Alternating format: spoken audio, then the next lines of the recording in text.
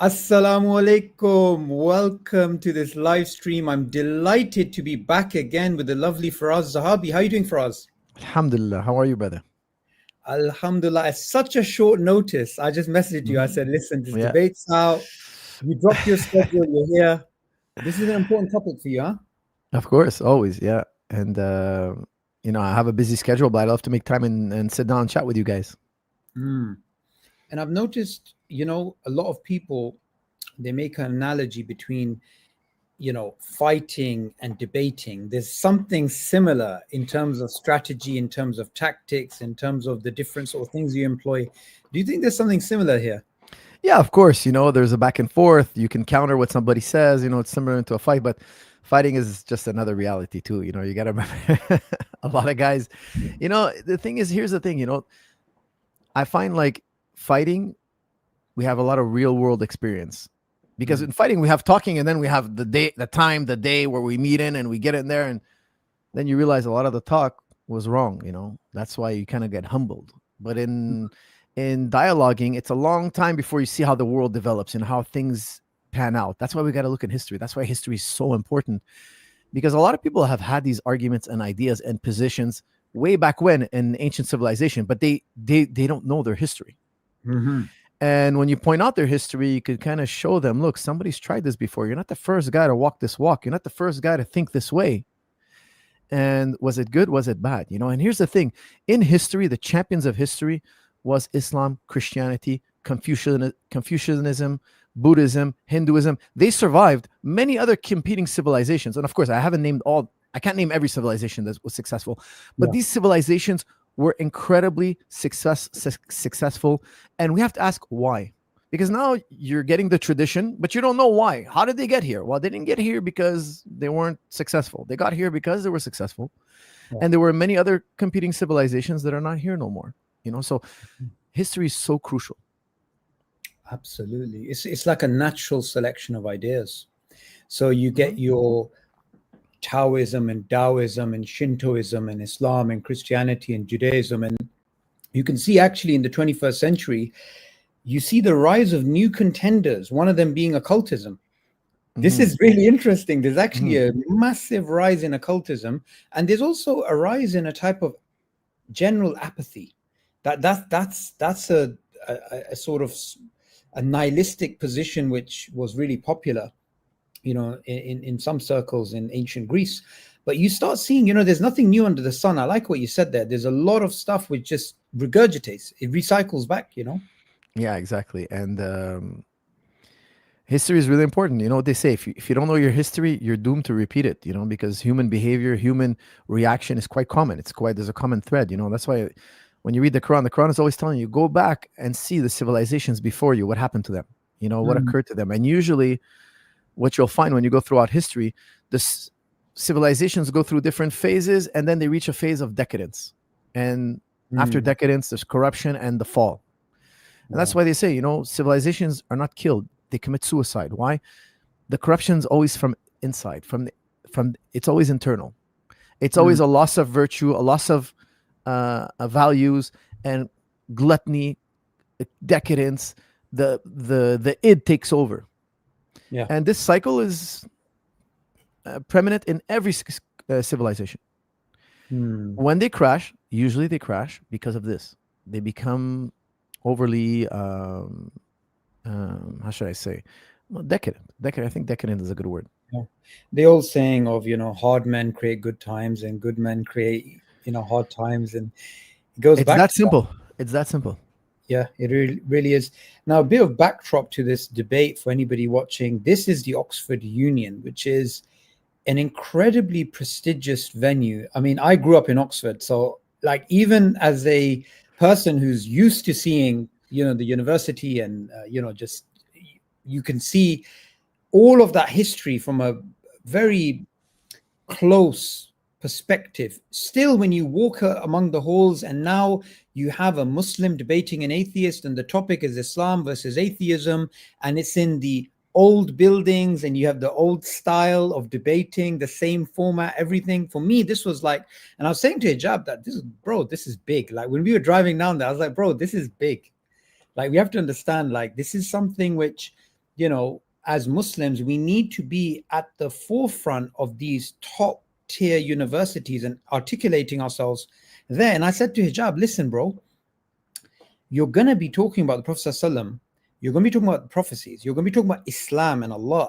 You're going to be talking about these things in front of an audience, which is, people from there have gone on to become presidents, have gone on to become, CEOs of all sorts of companies.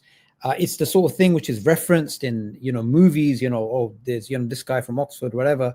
So that's, really important, because it's not just about debating some random guy in speaker's corner, that's fine. I mean, that has its place too, but things have to evolve. So the first thing I want to do is ask you about the two opponents, right? So obviously, Hijab really well. You've been training him, mashallah, for his, for many aspects of his life. Destiny, do you know much about this guy? Yeah, I've seen him around. Honestly, I got to tell you, he puts me off. I just don't like the guy. From what I understand, he's a mouthpiece for Israel. I find he just hates brown people personally. That's my take of him. I've heard him talk. He spews a lot of ignorance, and he has an agenda. You could tell he has a heavy agenda. And one thing I find absolutely absurd is he tries to justify his woman sleeping around with other men, and he tries to popularize that, and he tries to make it seem good and normal that his woman sleeps with other men and he's okay. But I mean, I find this like kind of crazy, because, okay, if you're going to do that kind of thing, at least do it in the shadows and hide. No, he's open about it, and he thinks that it's a good and virtuous thing. And I find it to be completely backwards. I'm sure we're going to get into it, but I find that to be ridiculous, So personally, for me, he's like, they say the C word, like that's just, for me, you have no backbone, you have no spine. And, you can call it what you want. You can call it and say you're secure and this and that. At the end of the day, my friend, I think the vast majority of people, they just think you're crazy, So absolutely. For me, once he says some stuff like that, I just, I want to be open-minded, but I think this is ridiculous. Yeah, I mean, you don't want to be so open-minded that your brain falls out.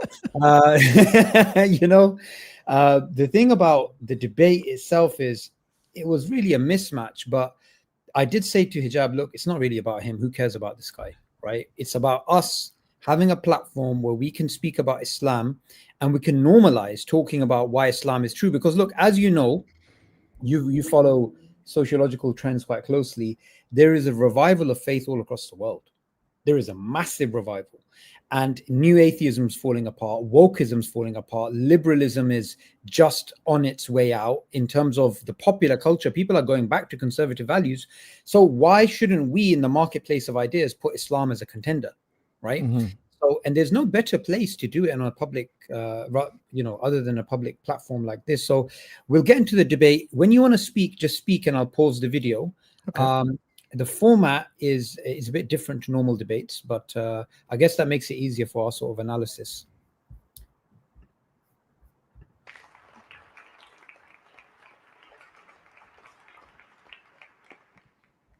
There's one thing we can all agree on, that the universe is regular, stable, uniform, the extent to which it allows life to exist within it. From every small atom to the largest of celestial spheres, we see incredible goal-directedness within the cosmos. Now the question is, what is the best explanation for that? Is it a source of knowledge, or is it a lack thereof? This is the question that must be asked. Is it a source of knowledge, or is it a lack thereof? Another question that could be asked is that, did something come from nothing? Is it conceivable, intelligible, or plausible for something to come from nothing, that the universe came from nothing? Did the universe generate and cause itself?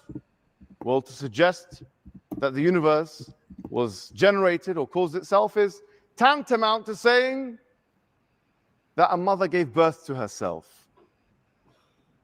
And to suggest that there's more than one ultimate source of being, more than one necessary existence, is tantamount to saying that you can have more than one mother to one sole child.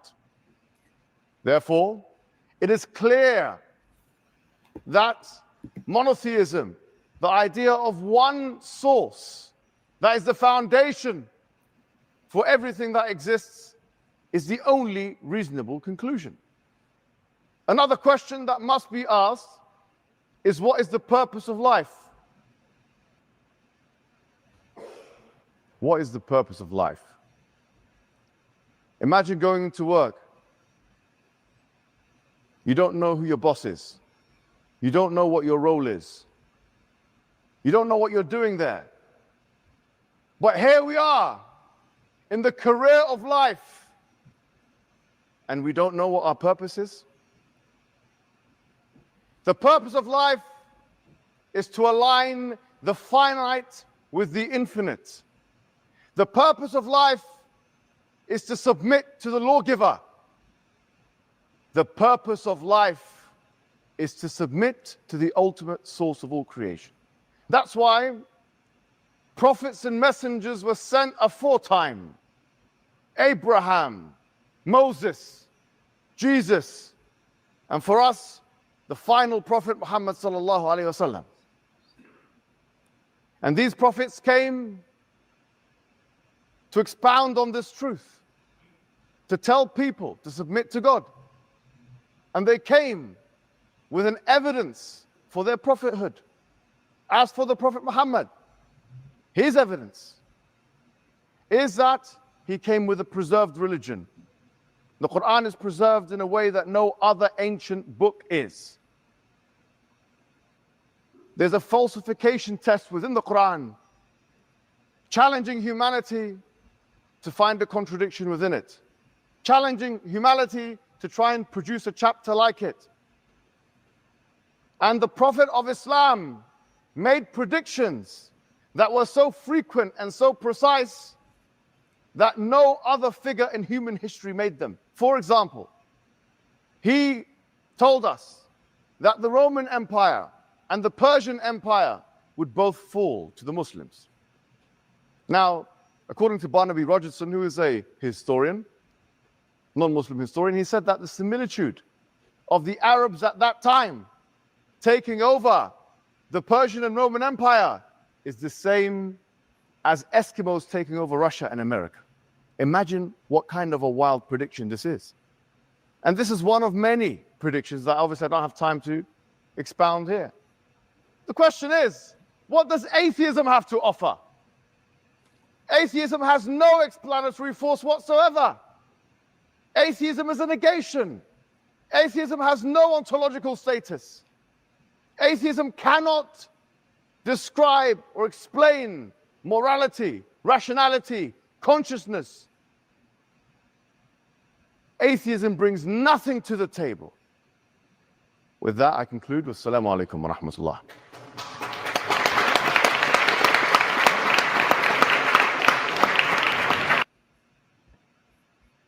So, the first thing which is quite tough about this is that you have 5 minutes to make a case for Islam, and obviously he has 5 minutes to make a case for atheism. So it's actually tough on both opponents. And one of the things that we were discussing about the debate previously was, okay, what shall we cover? And the general sort of consensus was just gotta focus on brute facts, which you don't really need to explain. So we can see that the world is ordered. We can see that there is a level of precision. We can see quite clearly that we live in a moral universe. Morality does exist. And then you use those very clear ideas that we have around us to articulate that there has to be an explanation. The best explanation is God. And that's a very intuitive one. Now you can break that up into a 5-hour lecture, right? You can break down consciousness and morality and intelligibility of the universe and accessibility of the universe as well. That's a separate subtopic. So you can use all of that. But then it's best to basically lay out this argument, wait for the atheist to come along, tackle one of them, say, no, not morality or design or rationality or consciousness can't be explained.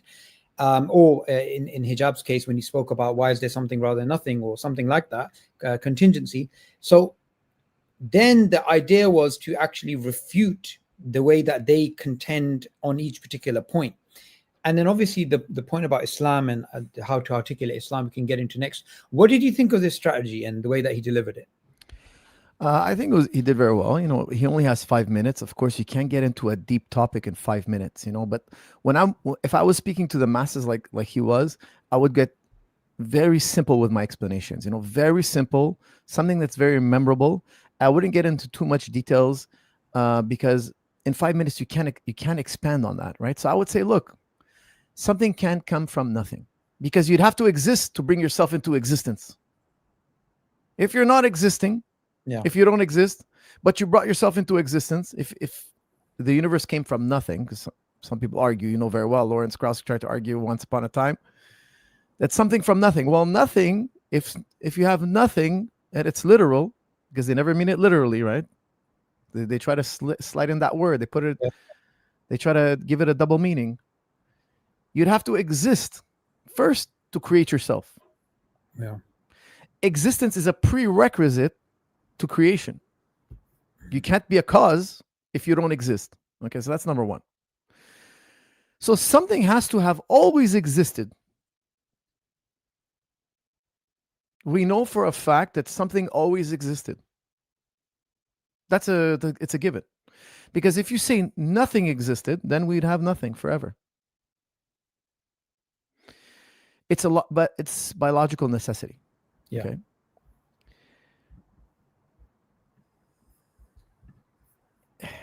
In 5 minutes, you wouldn't be able to explain determinism. Mm-hmm. But if somebody were to understand determinism, the thing is there are levels to understanding determinism. Okay, so in the end, it comes down to two separate things. Yeah. Are we the byproduct of random events, or are we the byproduct of a God? The atheists are telling you, look, you're a cosmic sneeze. The universe just sneezed and you came out, some freak occurrence. You're a freak occurrence. The universe is just a jumble of madness. It's blind forces. And they made you this perfect little cake. And it's a byproduct of what? Sheer numbers, sheer chaos, blind forces. This is what the atheist is saying, if you get to the heart of the matter. The theist is saying, no, there was a God, and God created the world, and it's ordered. See, he was talking about the order. If you read the Quran, it's always talking about the cycle of life and death and the cycle of the moon. Everything is determined. It's not just a roll of the dice. Okay? So are we a byproduct of random forces, or are we a byproduct of God? This is the real question. Now, if we're a byproduct of random forces, design is a emergent factor. We look at the world, it's designed. It seems designed. The sun is at the right distance. I'm thirsty. There's water for me to drink. The river actually quenches my thirst. It seems to be two pieces of a puzzle coming together. But they're going to tell you, no, listen, that's just a coincidence. There were other creatures like you, but they didn't. When they drank water, they got sick and died. You had the organisms to digest that water, and therefore you survive, right? It's an occurrence by chance, blind forces behind you. Okay, so this is what the atheist is telling us. It's all blind forces. The theist is telling us, no, you were created with a stomach that can handle water, and the water was made exactly for you. So what we're saying is it's the opposite. Switch things around. We're saying there's design, and randomness is the emergent property. So what is an emergent property? That's a thing, okay? You have to understand, like, Islam is really a massive force when it comes to this, okay? Because think about this, okay? Imagine you're at a baseball game and you see people do the wave. You know the wave? Yeah. Mexican when wave. You look at the wave, you see people doing the wave, and you see the wave. And it's going around the stadium and everybody's getting up and doing the wave. But there is no wave, really. The wave is an emergent property. Your mind and people getting up in a certain rhythm kind of creates this illusion. Because there's really no wave in the stadium. It's just a sequential event of people getting up and getting down in a certain sequence. Okay? You're projecting your mind, and your mind is creating this illusion of a wave. Many magic tricks are done like this. Okay. So my mind is creating reality and observing reality at the same time. My mind is contributing to what I observe. Okay. So now the atheist is saying, look, your mind is contributing design. It's not really there. It's an illusion. The theist is saying, no, it's randomness, the illusion. That's the emergent property. We have opposite views. Okay, so that's why I call it Copernicus all over again. One day they're going to realize, science is going to get to the point where they realize, oh, stop a second, we had it backwards. Like we thought the sun was going around the earth, it was actually the earth going around the sun. We had it completely 100%, 180 degrees wrong. In the future, they're going to realize, oh, wait a second, randomness is not an inherent property in the universe. It's actually an emergent property. And we're all waiting for them to get there. It's an emergent property of the mind. Now, it's going to take a long time for them to get there, and I'll tell you why, okay? Because in the history of knowledge, they separated what we call today science and philosophy. They separated them. Whereas the ancient thinkers, Aristotle, Plato, Ghazali, Avicenna, etc., they had the two together. They studied the natural world and they studied logic and philosophy. Today, physicists don't study logic and philosophy. They don't want to philosophize. They just want to know what works. Shut up and calculate. That's their motto. Give me the results. It's pragmatism. We don't care about the capital T truth. We don't care about that. Just give me the results we want. Give me the betting strategy that's going to work. Okay? That's their philosophy today. That's why you have some of them like Sean Carroll who says, look, this is Sean Carroll. He's a philosopher and an atheist and a physicist. Okay, very, very well respected physicist. He says this. Look, he says, excuse me. He says, look, physicists are no better philosophers than a regular person. They're no better at philosophy than a regular person. I totally agree with him. If you try to explain to a physicist not trained in philosophy that, hey, it's randomness, the emergent property, he doesn't even know what you're talking about. Or they have the concept of emergence, but they don't go too deep into it. Yeah. So what I'm trying to tell you is, look, saying this in 5 minutes is going to be difficult. Because what's the difference between atheism and Islam? I'll tell you something, okay? I find that if you really think about it, Islam and atheism are incredibly close to one another. Incredibly close. Because Islam doesn't say we believe in one God and you have your God. No. Islam is saying there are no other gods. Every other God people believe in is untrue. There's no gods. They're atheists except we believe in this one God. So you have to understand something. The Shahada, the creed of the Muslims is we actively deny every God except Allah, God, the one true deity. Okay, so this is a very profound statement. Okay, because I personally think that randomness is a type of God. It's the God of the gaps of the atheists. So for instance, how come it rains? Oh, God sends down the rain, they say. Okay, well, indirectly, yes. Okay, because there's a cause of events that occur.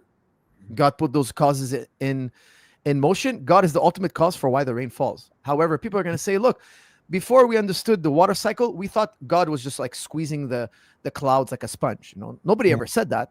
Okay, but people, when they want to explain something, they don't know how to explain it. They say, okay, God did it. Okay. So people accuse us of having the God of the gaps. Every time you can't explain something, you say God did it. Well, ultimately speaking, God did everything. Ultimately speaking, because he's the one who triggered the chain of events. The ultimate trigger of the chain of events. The unmoved mover. Okay. Now, the atheists, they also have a God of the gaps.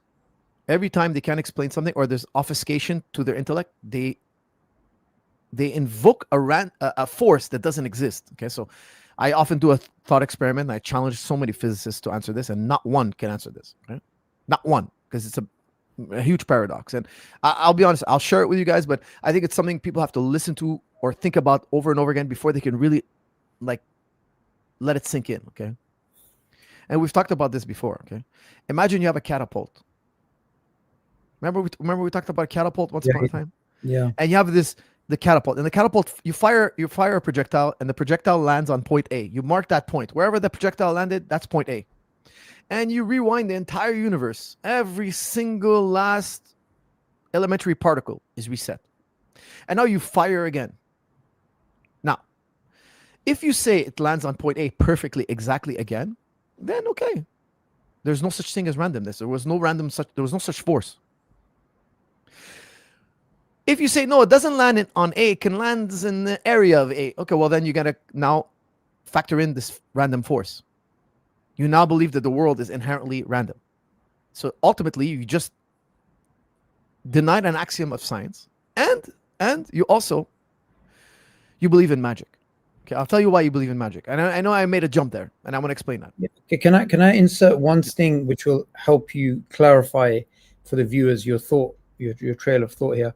Now, if somebody was to turn around and say, well, for us that sounds all well and good, but we've observed randomness, and we know that at the quantum level that there's many different interpretations of a photon which is being observed. So you can have a Copernican, you can have a many worlds, a many minds, you can have informational, relational, quantum, Bayesian, and so on and so forth. And the favorite one I like to quote is shut up and calculate. That's another school of thought.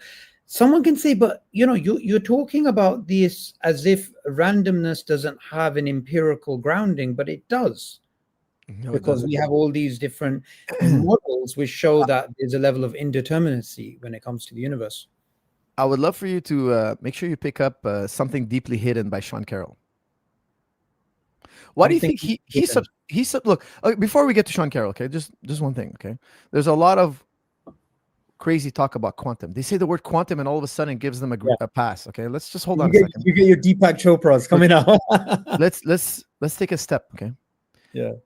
I'm going to tell an uncaused event, a random event is an uncaused event. Yeah. An uncaused event, by definition, has no explanation. If it has an explanation, it's not caused. Excuse me. Pardon me. If it has an explanation, it's not random. Yeah. Now, I'm going to say that again because it's really important. It's a ton of information. Mm-hmm. Listen carefully again, okay? Everybody at home, listen to me. An uncaused event, by definition, occurred with no explanation. So, for instance, imagine I reach out in the air. Look at me. Look at me. And I pull out a rabbit. Just right now, I pull out a rabbit in the midair. Would you say, look, there's an explanation, there's a trick, there's an illusion, there's some kind of cause? Yeah. Or would you say, sometimes rabbits just appear, poof, magic? Which one would you accept? Well, one would challenge the foundation of science, of reason, of all metaphysical thinking. All epistemology would go down the drain if you say it came from nothing. We all believe there's a cause. When you say something is uncaused, i.e. random, you're saying there is no explanation. Yeah. It just happens. Now, what does quantum mean? Quantum is Max Planck, he drew a length. He made a length and he said anything smaller than this length is quantum now. Okay? So let's do a thought experiment together, okay? Let's say I have a hat and I pull out a rabbit out of the hat. And I tell you, Sabur, there's no cause, there's no explanation. It just happens. Sometimes rabbits come out of a hat. And you'd be like, that's insane. You would want to know the mechanism. You'd want to study the hat. You'd want to see the PSR, the principle of sufficient reason. There has to be an explanation. Even if I cannot explain it, there is an explanation. We just got to keep digging. And maybe we're not smart enough to figure it out, but it still exists. The explanation exists. Everything has a cause. They're contingent things. By definition, contingent things have a cause. Only a necessary thing has no cause by definition. Okay? So now, imagine that hat was really, really, really, really, really, really, really, really small, that we're now in the quantum world. And I pull out that hat again. You still want an explanation. Because here's the thing, what you're talking about, quantum mechanics, etc. The most popular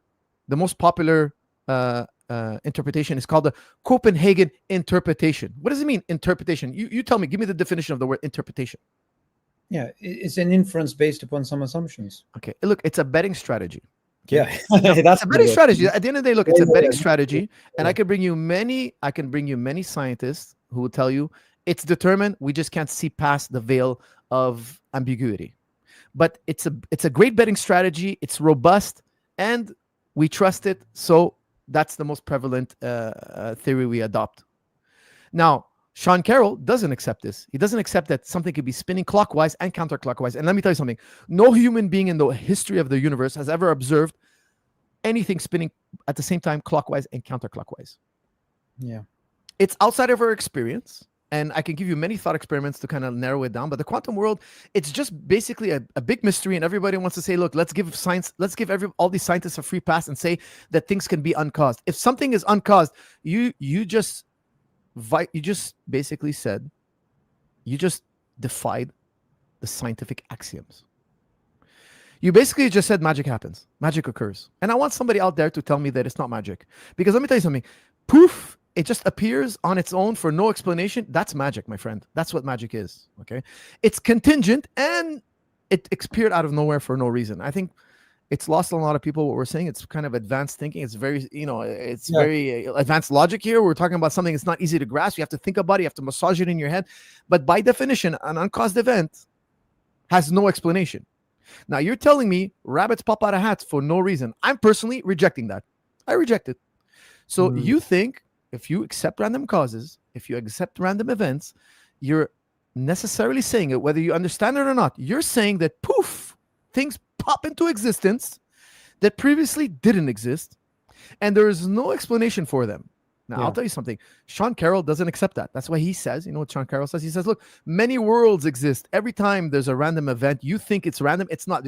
And he's doing this as a response to John Bell. If somebody's trying to explain to you quantum mechanics and they don't bring up John Bell, they don't know what they're talking about. They're just repeating what they heard, okay?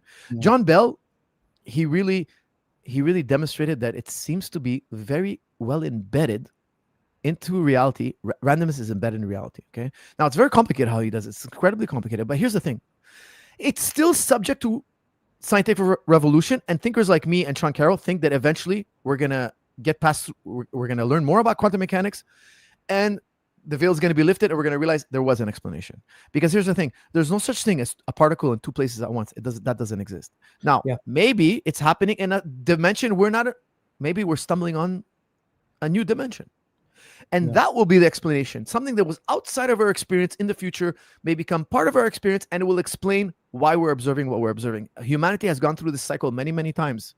Something seems unexplainable, and then 100 years later, it's basic science. Okay, so look, genetics is not even, I don't know, it's like, how old is genetics? About 100 years. It's brand new. We didn't know about genetics 500 years ago. Okay, we didn't know about germs.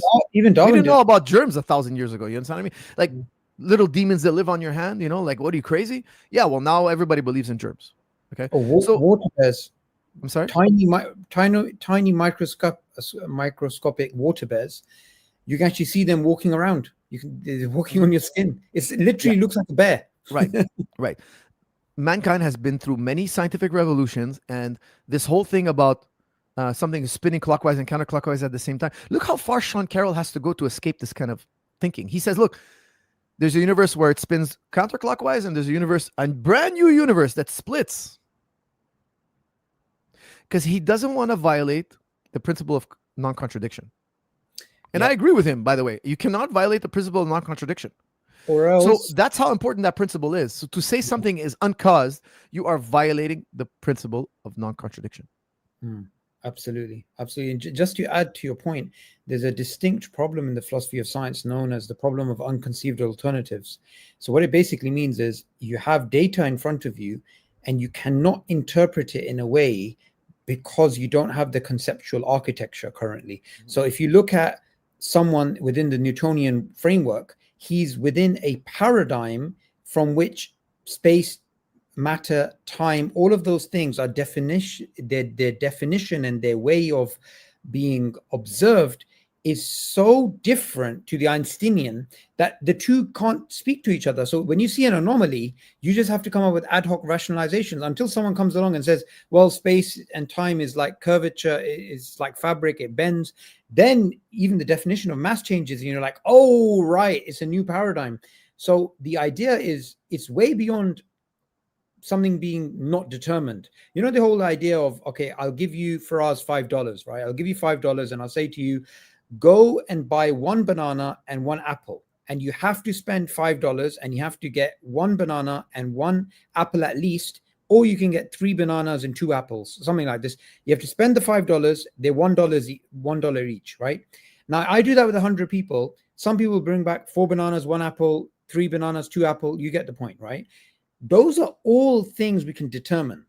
So that's the problem of underdetermination, that there are There is data, which is you're going to spend the $5. You have to buy apples and you have to buy bananas, and you have to spend the full £5. So based upon that, there's multiple outcomes.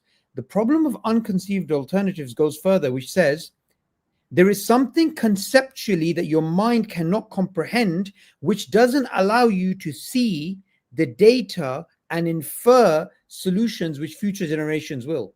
So it's linked to exactly what you were saying, that we didn't know about germs. We didn't know about these things. Right. So when you Right. insert a new concept within our architecture, then we have new layers from which we can infer. Without that, we can't. So I really love the way that you put it, because ultimately they have turned randomness into a type of God. That's what they've basically done. Yeah. And they use that to springboard their atheism, which brings me to what I want to get your reaction to, because you haven't actually seen the debate yet. His reaction to, his response to actually justifying atheism. I think you're going to enjoy that. Just before we go there, just another really crucial point, okay? Because we said it's either random forces or a God that created us, okay? God. Now here's something so crucial that if somebody understands this, they can never accept atheism. I'm a byproduct of random forces or deterministic factors. I'm a byproduct. Yeah. I'm a byproduct. I'm not. I haven't been around for eternity. I was born in 1980. Let's say it's deterministic or random. Either one. Okay. Reason. Right now we're reasoning, right? We're using logic. 1 + 1 = 2, and it's true by definition, and we can verify it. If I send the question 1 + 1 = around the world, 99.9% of people are going to write 2. That's not a coincidence, correct? Okay. Yeah. Think about that. We're using reason and we're coming all to the same answer. Yeah. You follow me? Okay. Whether it's a byproduct of random forces or determinism. Okay. Now the Quran is very clear. The first thing God creates is the pen, and everything is written down. Everything is determined. Yeah. Randomness, atheist says no, everything's a jumble. My brain is a byproduct of a deterministic God or a jumble of random forces. If I'm a byproduct of jumbled forces, blind forces, how could it be that I reason? How did matter start to move itself and then start to think? How could you explain thinking, rationale? How could a blind universe produce rational thinking? Can I ask you a question? If you had an incredibly massive bag of sticks and stones and you shook it for eternity, at one point, matter. I'm talking about matter here. I'm saying sticks and stones to give you an analogy. At one point, do the sticks and stones start moving themselves and they start rationalizing? It would be impossible. You know why? I asked scientists. I asked them. I said, "Is there special matter in the universe?" They say, "No, there's no special matter. It's all the materials of the world, they're just brute materials. Okay, there's no special matter. So how does matter organize itself by random forces to think, rationale, to reason? Because they're going to tell you, look, everything is chemistry and physics. The chemistry going on in your brain right now is just a jumble of actions. They were put into motion by blind forces. That's right. But then if that's true, you would expect random sounds to come out of my mouth. How is it that we can reason? And if you read the Quran carefully, the Quran is saying, look into your own self. They don't contemplate on their own self. And to disbelieve in God is to be irrational. You've turned your back on reason. And the Quran also says, it says, if you forget about God, you're going to forget about yourself. That's a deep verse. It is very deep because there's so much to the self that indicates God. And one of them is, look, the fact that I can think about God and reason and question my meaning. See, he was talking about what's the meaning of life. How could blind forces wake up and ask those questions? You don't have the explanatory scope in your atheistic worldview to explain such a thing. Now, saying this in 5 minutes is an impossible job for Muhammad Hijab. I got to tell you, I don't know anybody who could do it. I don't think. But if you think about it, if you sit in a quiet place long enough, you're going to realize, hey, I'm a byproduct of random forces. It can't be. I'm thinking logically. reasonable. I want any atheist to come and account for agency and reason. How could blind forces give us the explanatory scope for human reason? It's impossible. Or even aboutness, having a theory of mind. So I'm looking at Firaz's lovely explanation and I'm thinking about what he's about to say. So how can gray matter have an aboutness? How could the table of elements, Yeah. how could one chunk of matter think about another chunk of matter somewhere else? So, Explain it to me in your worldview where there's no God. You can't. yeah. You need you have to understand something. In the human being, yes, we're part matter, yes, but there's also something within us that's alien to the world that science cannot detect and we cannot deductively conclude. The mind, the consciousness, the soul, the spirit, it's something you experience directly. Yeah. Okay, so that's why I really, reading Ghazali, I came to this epiphany. I understood what he was trying to say, and I found that it's so profound. And this is really the heart of our religion. Absolutely. That yes, all their deities are false. They're made up. Except the one that you can't deny. Okay, and that's why if you deny God, you're eventually going to say, "Look, I'm just matter. There's nothing to me. There's nothing beyond physics and chemistry in me," and you forget about yourself because the essence of you is not chemistry and physics. Now, I'm gonna ask you a question now, so profound, okay, that I think your viewers, if they think about it later, it's gonna hit them a home run. Okay. Now, this question I'm gonna ask you is so profound that if you were to understand it, and it takes time, and I don't want to sound like look, philosophers, we think about these things for years before we understand them. It's like if you're a chef, you're learning to cook the basics, and then after 20 years, you really get good at cooking. So, I'm a long time black belt. It takes a long time to get to black belt. Okay, it takes a long time to understand these ideas.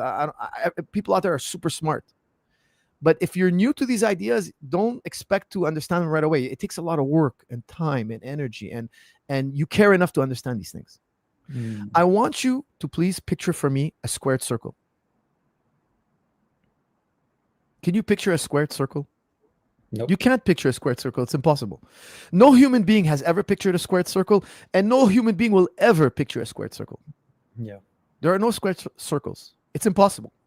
You can't picture something that's impossible. Okay? Now I'm going to ask you another question. Can you picture yourself, you, Sabur, in the body of a lion? Yeah. You could, right? You're Sabur, but you're in the body of a lion. You could do it. It's possible. But you cannot picture a squared circle. You can picture only what's possible. You can never picture what's impossible. Yeah. There is a possible world out there where you are Sabur and you're a lion or a tiger. It's possible. Yeah. Yes or no? Absolutely. Now, I'm not saying it's gonna happen. I'm not saying that I'm gonna transport your brain. That's irrelevant. It's a thought experiment. That tells thinkers like me that Sabur is not his body. Because if you were your body, if you were a square, and I told you, hey, let's say you were a square and you were conscious, and I said, hey, could you picture yourself a circle? You'd be like, no, because then I wouldn't be me no more. You said, look, I could still be me in the body of a tiger, so that tells me you're not your body. Yeah, I like that. Logically speaking, you've just admitted, whether you like it or not, you just admitted to me that your essence is not your body. See, Christopher Hitchens said something once that was really wrong. He said, I don't have a body, I am a body.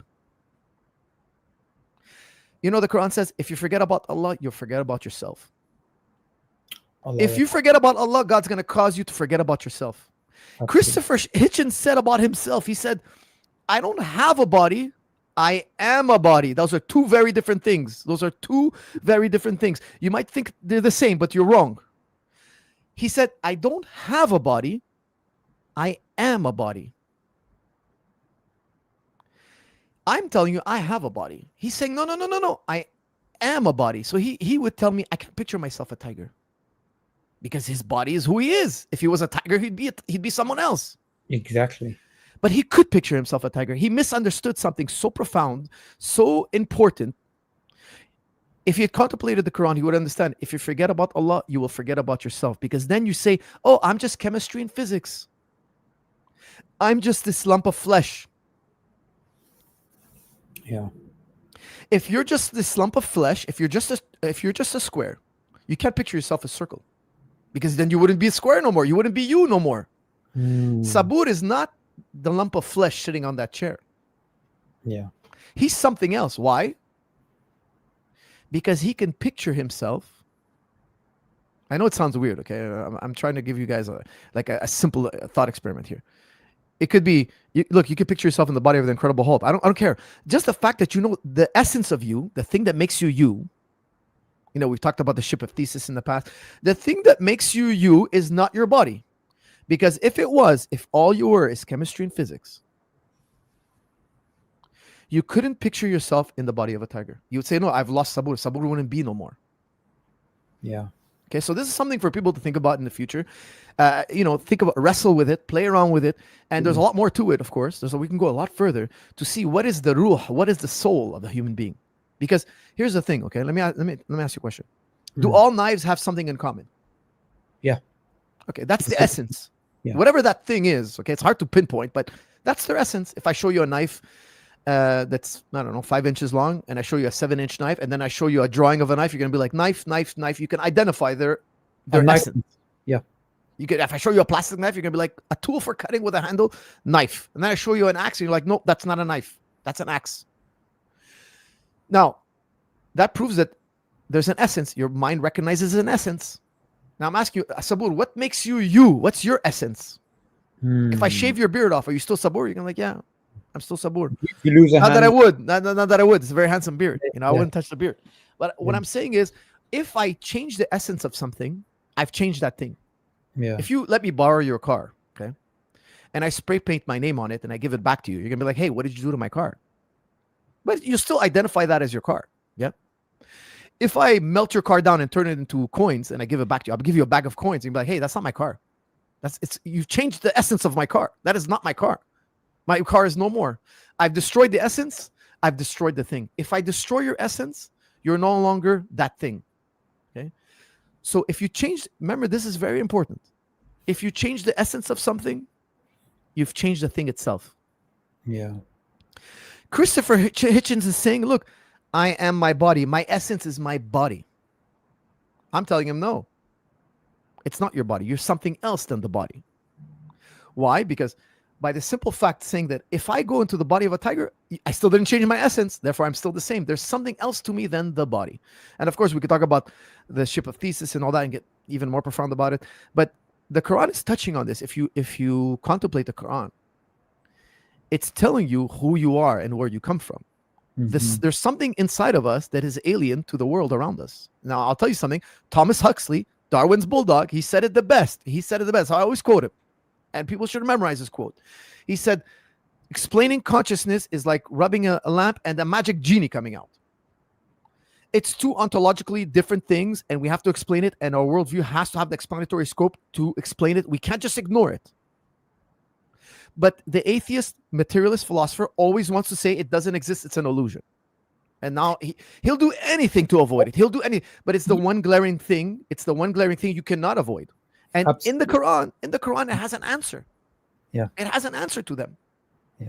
Because they deny what's inside. They deny it. It's not true.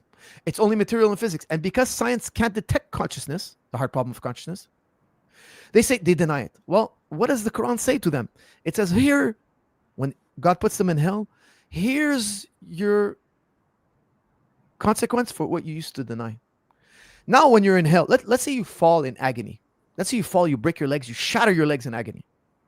Look, you know, my Buddhist friends, they tell me there's no essence to the human being. Okay, now they have a profound idea. But they say, look, they deny the self in a certain way. Okay, Yeah. they deny the self in a certain. I say, look, let's say you fell down and you shattered your legs and you're in incredible agony.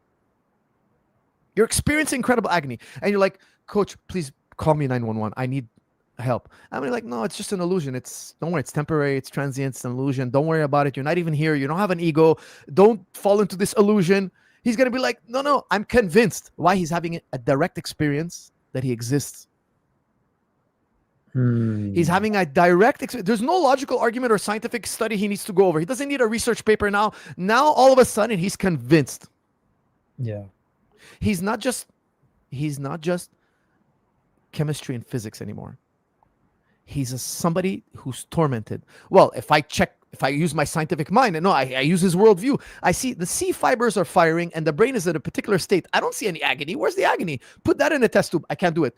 Deduce agony exists. Nope. I have to use my own personal experience as a human being, that when I hurt myself, I felt the manifestation of pain in my consciousness. And then I infer that, hey, you look like you were in pain when I stubbed my toe. It's kind of like that's my own personal experience. That's known by intuition. That's known by direct experience. Not known by logic or scientific experiment. Because as a scientist and a logician, all I could see is the C fibers firing. I'm calling it the C fiber, or it could be the B fiber, the X fiber. I'm seeing that these nerves are sending an electric impulse to the brain, and the brain now is in a particular state, and certain chemicals now are reacting to this impulse. But that's just black and white information. I never understand pain if I use just logic and science. Okay, so when you take science to an extreme, when you make science your God, and all I believe in is God and science, you have to deny the self. And the last argument is, hey, you exist, consciousness exists, deal with it. And nothing is more convincing than the final argument. That's why I call hell the final argument. They want to deny God. They want to deny the self. They want to live through the body. They want to live through the seen world. They want to live through the five senses. Okay, you're living through the five senses. Here's a sense, an experience that's going to remind you. It's the ultimate reminder. It's the ultimate reminder that there's more to us than the body. Yeah. Maybe I went a little too far out, but these are deep. No, you hit upon some things I was thinking about, because last year I held a discussion between Michael Roos and Dembski, and Roos is a lifelong atheist, but he said the mind-body problem has made him doubt materialism. And a few months after that, I held a discussion between between Roos and Stephen Lord. They're both atheists, philosophers. And interestingly, both of them concurred that the consciousness issue is not a scientific issue. Law believes in a type of illusionism. He's alluding to that idea. And Bruce was basically like, science can't deal with this. There's no materialistic answer. You cannot get, I mean, this whole, you referred to Hitchens earlier, right? He's referring to the idea of monism. The mind is the brain at work. It's not a scientific problem. It's a metaphysical, conceptual issue, and science has no way of getting into that. And what's so interesting about people like Roos, and this was actually his last interview online before he passed away, and I didn't know his health was that bad, but being a lifelong atheist, in the last year and a half of his life, he was very explicit. He said, materialism, I cannot accept materialism because consciousness is a reality. So imagine someone who still doesn't believe in God, but they have to deny pure materialism because we have aboutness. We have this ability to know that. I mean, the way that you put the essence, I haven't actually heard it that way. That's actually another way of thinking about it. It's a very Thomistic understanding of essence as well, which is really interesting. But, this is something that can be used as a standalone argument. But like you said, we can't really use this in a debate in such a deep way, which is why it's best to sometimes point out that if you deny consciousness, you deny God, you deny yourself. So the Quran has the beauty of taking all that metaphysics and simplifying it. Can I ask you a question? Is there a point of awareness within you? Absolutely. There's a point of awareness within you. This point of awareness, it's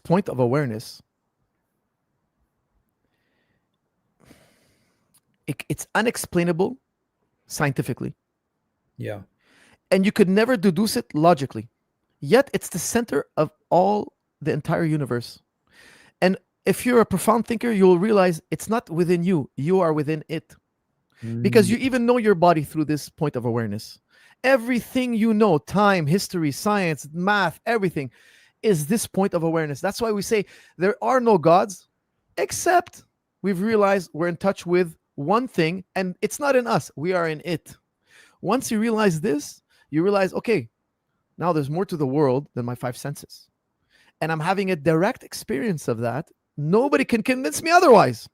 Nobody can convince me otherwise, because there's anything that you bring about is contained within this one. The Quran says it beautifully. The Quran says Allah is a light. Okay, God is a light, and it talks about, of course, the lamp, and the light shines off the lamp. Okay, the lamp, Ghazali says, is like the heart, the human heart, the point of awareness within you. This awareness is a gift from God. You woke up in a world of matter. Yes, you woke up, but there's something within us all, and it shines bright. And the Quran, Ghazali he goes more profound into it. Think about it. If there is a God, God wouldn't lie to you. God wouldn't cheat from you. God wouldn't harm you. God would be good to you. Yeah. So when a person is virtuous, he reminds you of God. He shines that light of Allah more. Okay. So the way the Quran puts it is, it's very beautiful. Okay. God is the source of this light, and if you're a person who's honest, caring, gentle, if you're a virtuous person, when I look at you, I see that light. I see it shine off. But if you're a liar, you're a cheater, you're a thief, you're a violent, you're etc. Oh, no, I don't see that light in you. I don't see any of the essence of the ricochet of God's light off you, because now you're reminding me of something dark. That's far from Allah, far from God. Okay, so a human being, it's undeniable they have this point of awareness within them. Okay, now at first they're going to think it's within them, because that's how it's simplified. That's why the Quran says they don't even consider their own selves, because the Quran says, look, study the dunya and study what's in yourself. It's explicit about it. And it gives us Ayat al-Nur. Ayat al-Nur is the most commentated ayah in the entire Quran. And Ghazali wrote a whole book on it. And it's the foundation of our proof of Allah. We have an innate experience of Allah. We can go into more proofs of God. Okay, we can go into more proofs of God. But conveying this in 5 minutes, I would tell you, is like really difficult. And here's what I got to tell you, okay? If somebody's honest, they don't need 1,000,001 proofs. Don't ever forget this, okay? The Quran tells you, look, relay the message and let them be. Tells the Prophet, relay the message and let them be. You're not an authority over them. Don't break your head. Don't tear your hair out trying to convince them. It's just going to push them away further. I would tell you, look, if somebody has a fitrah and he's honest, he needs only one proof. He looks at somebody had to create this world. Look, there's a cause. Everything is contingent around me. There must be an ultimate cause. And that's enough proof. I don't need to go into the nuances and read 20, 30,000 books. And he has within him a connection to Allah. And he feels that, hey, this point of awareness, the Quran says it beautifully. It says, look, you didn't exist. You came to life. You're going to die. You don't think we're going to bring you back to life again? Look at the order of the universe, the cycle of death and a reoccurrence. It's explicit in the Quran. The Quran tells you, observe the cycle in the universe. What do you look? Destiny is trying to tell me, look, there was an eternity of darkness, a cosmic sneeze. You had a brief light. It's going to go out, and it's darkness forever. I find that to be absurd. I'm noticing in the universe, when I look at it, there's a cycle of life and death. How am I going to come back to life? I don't know. Nobody can explain how I came back the first time, so I don't have to explain to you how I'm going to come back the next time. The Quran says, look, you're going to come back to life the same way you came back the first time. How did you get here? You're here. Look, if we were two intellects, me and you. No, if me, you, Richard Dawkins and Hitchens were intellects, and we were discussing, we were observing the universe, and we didn't know about life and all that, and we were discussing, they would say life would be impossible. This is just matter and the void, and what is this life thing you're talking about? They would say it's impossible. It'll never happen. And then poof, here we are. This life is proof of the next life, because I came from death. I will go back into death, and I'll come back again. Now, let me ask you a question. You woke up this morning, yeah? That necessitates that you were asleep. You can't wake up in the morning if you weren't asleep. Yes or no? Yeah, absolutely. When you grow taller, that means you were shorter once upon a time. It's by definition. You can't get around it. I don't care how much you massage it. I don't care how clever you think you are. You're wrong. If you think that, you're wrong. You could think it, but you're wrong. And we don't have to agree with you. And it's not your truth, my truth. No, it's the truth. It's objective. If you woke up, that means you were asleep. If you were born, that means you used to not exist. You're not a necessary being. You're a contingent being. Somehow, some way, we don't know how to explain it to you. We don't have to explain it to you. We're just saying, look, you went from death to life, and you're going to die. We're pretty convinced that we're going to die. And the Quran is telling you, look, the same way you came once, you're going to come again. So be ready. Now, here's the other thing. We also have a moral compass within us. Okay, that's something we should talk about. It's another can of worms. But I have this moral compass with me. I have to deal with that. Before I die, I better be right with this moral compass within me, because sticks and stones don't have morality. So whatever destiny says, we're gonna have to ask him, okay, what's your measure? How do you measure right and wrong? He only has himself to. Yeah. He's gonna fall flat on his face. He doesn't know it, but he's gonna have to fall flat on his face, or he's gonna have to appeal to people's popular opinion, and that's just subjective. Without God, there is no right and wrong. So again, that's another chapter, another thing we have to talk about for sure. But we have to deal with these things. These things are reality, and we can't use science. We can't. Science doesn't explain this scope. You're in the wrong arena. You think it explains it, but you're wrong. Yeah. I love how Sam Harris, he had a discussion with Sean Carroll, and Sean Carroll for about 2 hours and 45 minutes was explaining to him, look, morality, yes, but it's not science. He was trying to explain morality scientifically. He's like, look, that's not science. And Sam Harris, in my opinion, to the intellectual world, he's humiliated himself over and over again because he doesn't understand science is not about morality. It's crazy. It's a look, Sam Harris is an intelligent guy, but it's psychological. He has a psychological block. He needs a therapist, not a logician, because he doesn't understand he turns the blind eye to what science really is. He just can't accept that science doesn't cover morality. But anyways, sorry, I'm going too far. No. You weren't actually. It's very important, and I think you'll be pleasantly unsurprised at Destiny's opening.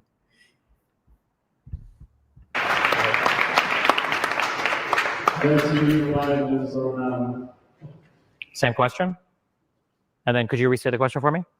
So the question is: in a world between Western secularism and Islamic traditions, which moral system produce the most stable, compassionate, and just society, and why? So I would say that secularism, as the foundation for, at the very least, the system of governance that we have, and the way that our laws and the way that we dictate how we conduct ourselves, I think is superior to any individual religious system because it allows for all these different viewpoints to come together. I think that it is no coincidence that we are in a relatively secularly governed country where we have the ability for somebody to speak on their religion and they can say what they want about it, they can have their beliefs about it, and I have the ability, or anybody else here has the ability to disagree with that particular viewpoint, but there's still room in society for that viewpoint. I would say that one of the foundational errors or one of the foundational mistakes or incompatibilities that the more fundamentalist approach or the more hardcore approach to religion has led to is the intolerance in certain societies of other types of beliefs. So whether that is the way that you conduct yourself and how you do comedy or speech, whether that's the way that you set up your particular neighborhoods, whether that's the types of laws that you pass to allow freedoms for other people in society, especially people that have traditionally been oppressed by systems of governance. Could be different types of minority figures, it could be women, it could be people of LGBT status. I think that the more secularized society is superior because it creates space for all of those people to exist together in a system that is functional. I think that there is some conversation to be had about the nature of existence. I do think that it's nice that religion gives us easy answers in all of our big branches of philosophy. You don't have to do much ethics, much metaphysics, much epistemology when it comes to figuring your religious beliefs because all of the answers are kind of there for you, and maybe that allows you to explore other things in life. But when it comes time to arguing those things to other religious people, the last I checked, I don't think that Islam or Christianity or Judaism have settled their disagreements between who is the one true religion, Abrahamically, or any of the other number of religions that people choose from. So I think that in terms of societal progression, in terms of the moral progress, you could say that we've seen as a society, I think that a larger secular umbrella has allowed this to happen. I don't think it is a coincidence that people find themselves moving more, and we'll talk about immigration later, to these more Western secularized societies because these societies have such specific carve-outs for different types of beliefs and different types of religions to exist and to express themselves. And I think that having these countries change back to regress into a more religious state, into a more fundamentalist state, where all of us are required to have a particular religious belief, I think would be a regression in the, I would say, philosophical progress that we've made as a society or as multiple societies. Because, the idea of being able to enforce your religious ideology or your dogma on some particular group of people, I think is an idea that was tried in the past and hasn't produced the societies that have the most flourishing today, which I would say are the ones that are more secular and do allow for more different points of view.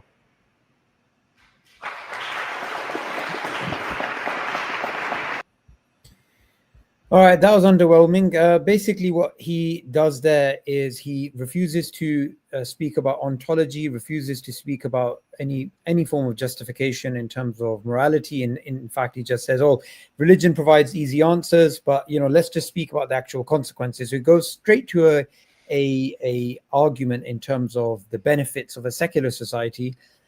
No justification for right and wrong, no discussion about normative from descriptive, nothing, right?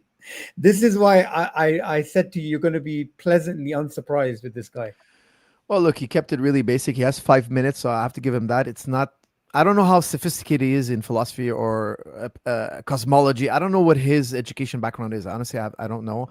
I don't know much about the guy. I've heard him talk. I've heard him, debate with Finkelstein. I thought he did a very unpleasant job. He's not a scholar. He's not a historical scholar. But I thought he was in the midst of very well educated people who have been studying this since before he was born. The Middle Eastern issues, and he was so confident, and he was wrong multiple times, empirically wrong, statistically wrong, and historically wrong, and he was so confident about it, and he was like searching it on his iPad. Like, I just found it like, if I was in a room of scholars, I would be a little bit more humble about it. I'll be like a little bit more like, what make me understand this? I have this other information here that kind of makes me second guess what you're saying. He was so defiant and arrogant that I found it like absurd. Okay, but he has a very difficult job. He's got to tell people about why a secular atheist society is better in 5 minutes. Like, I don't know how you do that. Okay. And I don't know if he has an education in philosophy, logic, or cosmology, but he didn't reference it. So Muhammad Hijab is talking about, like, look, think about it. There is a God. Look at the world around you. And he's like, hey, I think we're better off having the right to disagree, etc. So he's talking about, liberties. Okay.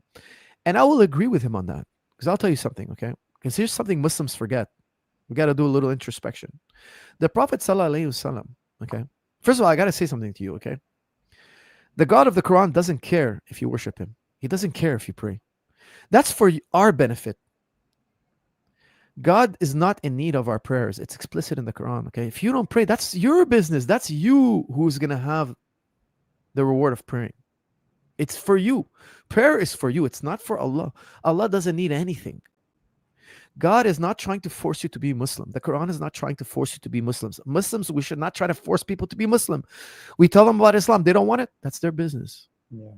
Don't break your head about this. This is explicit in the Quran. The Prophet is told in the Quran, don't get frustrated if they don't accept your message. Just relay the message and let them be. Now, the Prophet ﷺ, he debated, famously, Christians for 3 days in a row about Islam, the truth of his prophethood, with the Jews, the pagans. He was good with debate. The golden era of Islam, when the Muslims did the best, is when we were in a minority and our views were challenged and we had debate. Ghazali was very famous for his debates. Yeah. I think in the Muslim world, we forget that when we're all Muslims together, we're a bit of an echo chamber and we don't do as well.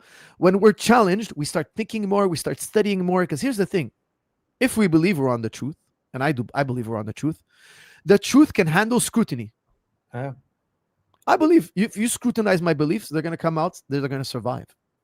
So I'm not worried or insecure about you scrutinizing or anybody scrutinizing my beliefs. The truth can handle scrutiny. Now, it has happened in the past and in present day. Some people, they don't want to be scrutinized and they do it by law. They do it by force. Don't scrutinize us.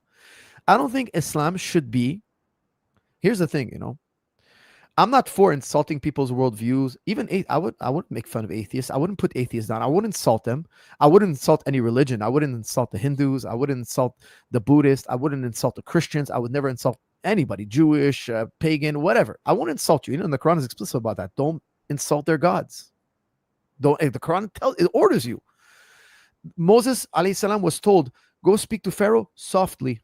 The first command is go speak to him softly. You have to be good-mannered, well-mannered, and kind to people. However, we can debate because the Quran tells you, look, if you believe what you say, bring your proofs. Mm-hmm. The Quran is telling us, challenge them, let them bring their proofs. So if they don't believe in our religion, tell us why. And we'll tell you why we don't believe with your worldview. And dialogue is good. In the Muslim world, and this, I'm not making a blanket statement. The Muslim world is a massive, that's the thing. People make blanket statements. We're 2 billion. Muslims are about 2 billion people. Okay. Some are not open to debate and dialogue and scrutiny. And I think it's because they don't know their religion well. That's the only reason they don't want to dialogue. If they understood reason and they understood their religion, they wouldn't mind having dialogue. I don't mind having dialogue with anybody. Why? I know my religion very well. I know the proofs of my religion. Feel free to challenge me. And if we agree to disagree, so be it. I don't lose 1 minute of sleep. When I sleep in my bed, I don't care the least bit that somebody doesn't believe in Islam. I don't care the least bit. That's their business between them and God. That's it. That's between them and Allah. If they don't want to be Muslim, they don't have to be. The Quran says that. There's no compulsion in religion. And I will tell you, this is the correct view in my opinion. And if somebody doesn't believe in God, look, Noah alayhi salam, he's embarking on the ark and his son runs for the hills because he doesn't believe the ark will save him. And what does God tell Noah? The Prophet Noah alayhi salam is calling his son. And God says, let him be. Let him choose his path. He doesn't believe in Allah. He doesn't believe in the message. Doesn't believe in your mission. He chose his path. Yeah. Even your own son, let him go. And I'll tell you something. I think that's more inviting as a religion because here's the thing. Islam, if it's true, and I believe it is, it will rise to the top. I think it's inevitable. I don't care how many arguments people give. I think it's inevitable. It's going to rise to the top. Why? The truth always does. That's one of the qualities. It's embedded in the quality of truth. That it can be covered, it could be put down, but it eventually burrows its way to the top. And then you can bury it again, and it always comes back to the surface. Eventually, they will conclude there are no gods save one. Yeah. And we're going to help them encourage. We're going to encourage them to do it, but we're never going to, I don't think we should ever close down dialogue. Now, here's the thing. Here's why I differ from Destiny. Destiny thinks it's okay to make fun of people. I don't agree. They have freedom of speech. I believe in that. Okay, let's have a dialogue. But I also believe I have the right to protect my honor. If you insult me, be ready because I might not take it nicely. Or for example, the objective of free speech is to arrive at a better society and to arrive at truth. Insulting each other is a barrier to a better society and a barrier. Like if me and you were to have a discussion with two atheists and we started insulting them, they insulted us, no one would come to the truth. No, exactly. Remember, freedom of speech is a mechanism, is not the end goal. Yeah, that's important. Yeah. Secondly, there is no such thing as absolute freedom of speech in the world anyway. But what's happening here? There is not. Yeah, what's happening here? I wanted you to touch upon this point. Destiny's saying, "But you guys have easy answers." Why is he assuming if there is an all-encompassing answer, such as the fact that theism explains design, explains consciousness, explains contingent beings and there being a necessary being, why there's something rather than nothing. If there is a one answer for everything and atheism refuses to align itself with the evidence, that's their problem. It's not a problem for us. If he studied Kalam, he would never say, "Oh, there's easy answers." Oh yeah, that's true. You know, like Kalam comes from Islam. It's a whole body of philosophy. It's incredibly complex and well detailed and brilliantly thought of. And a lot of what I said earlier today comes from Kalam. These men were geniuses. You know, anyways, I mean, they were such. And of course, the Greeks were there. The Enlightenment period. There were many geniuses from all parts of the world. Okay, all parts of the world. Believe me, he thinks. Look, there are unsophisticated people in every walk of life, including Muslims, atheists, Christians, Jewish, secular. There's unsophisticated people who are going to give you a slogan, and it's going to reflect their limited ability to think about deep things. But every society also has their scholars, their artists, their scientists, scientific thinking minds. The Islamic history is not void of logicians. Okay, we had a great run in the logical world, an incredible run. Okay, we need to revive it. We need to shake off this philosophy is haram, logic is haram. If logic is haram, philosophy, make algebra haram. And the Muslims invented algebra. So go ahead, make our religion haram while you're at it. Make the Quran haram while you're at it, because the Quran says use your reason. Today I was reading the Quran. It was a beautiful verse on reason. And why don't you make everything haram then? They're scared of reason because they can't master reason. They don't understand logic. If they understood logic, they'll be like, hey, put this at the forefront because we'll arrive to Islam. Because let me tell you something about Islam, okay? Let me tell you something about Islam. Islam is telling you, you have an innate religion you're born in, you can rediscover it, and the Quran echoes that. It's the reminder. You're already born Muslim. You just have to rediscover it. You're already a Hanif by nature. You're already a Muslim by nature. Allah put it all within you. You landed. Look, God wants you to find the spot. If you find that spot, He'll give you eternal bliss. Guess what? You were born on that spot. You don't even have to take one step in any direction. You're already born in it. You'd have to voluntarily leave. You'd have to voluntarily get up and say, look, I don't want to land on the bingo. Okay? You don't need super intellect. You don't need a super scientist to come and give you an explanation of. You don't need all that. You're already born on the fitrah. You're already born on the bingo card. You already have the lotto ticket. You already have everything. You would have to actively rip it up. And that's why Allah is Ar-Rahman Ar-Rahim. He's the most gracious. He already gave it to you on the button. You landed on the X. You're going to have to actively get up and get off it. You're going to have to actively destroy your salvation. Yeah. And deny yourself. You're going to have to deny yourself. You're going to have to actively do it. Yeah. Yeah. And as we're going to see in this... That's why I tell you, an honest person, he doesn't need 1,001 complicated algorithms to prove that. What he's telling you is, look, I want to live through the body. I want to live in this dunya. I want to experience this dunya. This dunya is so exciting to me that I don't want to think about anything else. I just want to satisfy my whatever interest is. Because here's the thing, okay? Like, I'm sure we're going to get to this later, but anyway, we'll get to it later. Let's see Hijab's reply to Destiny's non-engagement with his argument.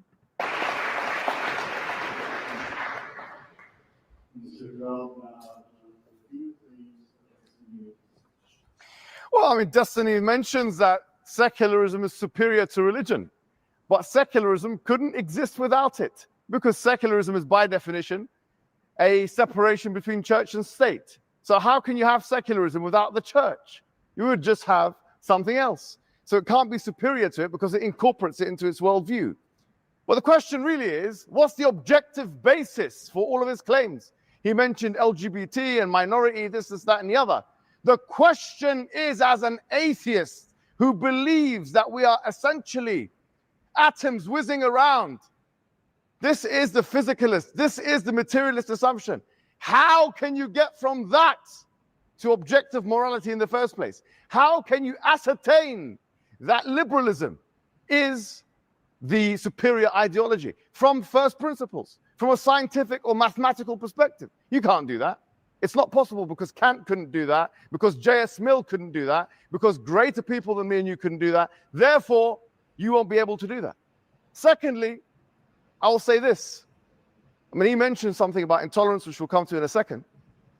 But he mentions, and I was very surprised when I, to be honest with you, heard this. He mentions intolerance. Let's go to this straight away, actually. This is a man who supports a genocide. This is a man who was going to the IDF, telling the IDF that, you know, when you're doing your atrocities, make sure you hide them and don't take pictures of them. You're going to talk to us about this? You're going to be sanctimonious and talk about minority rights? What minorities are you talking about? The minorities that you prefer, that the white man prefers, that the colonialists prefer. That's the minorities that you're... When it comes to the Palestinians, no, kill them. You're actually telling people to kill them. This is absolutely diabolical. And with that, I will conclude, and you can respond.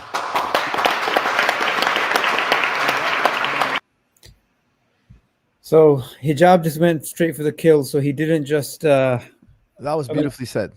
It was beautifully said, but what I want to focus on first before we get to the Palestinian issue is you can't get from is to ought. You made a whole bunch of moral claims. If you look at everything he said in his speech, it was all based on some sort of a moral basis. So secularism is better. Okay, what does better mean in this? Is it better from a perspective of it helps human flourishing, increases pleasure, decreases pain for the maximum amount of people? Why is that good? So he's done nothing. He's done no. I mean, he's talking about Muslims being lazy and making easy, quick. Okay, fine. We will say we have an easy answer. God is responsible for giving us morality. You give us an answer of where morality came from before you make moral claims. Look, everything destiny. Look, I don't know. I mean, look, who taught you thou shalt not murder? Who taught you? Yeah. You know, he's going to say, look, I'm so moral, I'm secular, and I have better values than. Who taught you thou shalt not steal, thou shalt not murder? What's wrong with murder if there's no God, if there's no morality, if atheism is true, then everything is permissible. All your rules are just theater. There's no moral arbiter. Yeah. If morality is real, moral realism, it's an actual, if it's actually evil to murder somebody, then there's a moral arbiter. There's a consequence. There's a hell. If Destiny doesn't believe in a hell, all his moral beliefs are just aesthetics. What he prefers the Palestinians die and these people live, these European people, because they're more like him. It's kill or be killed. It's the law of the jungle. We're telling him no.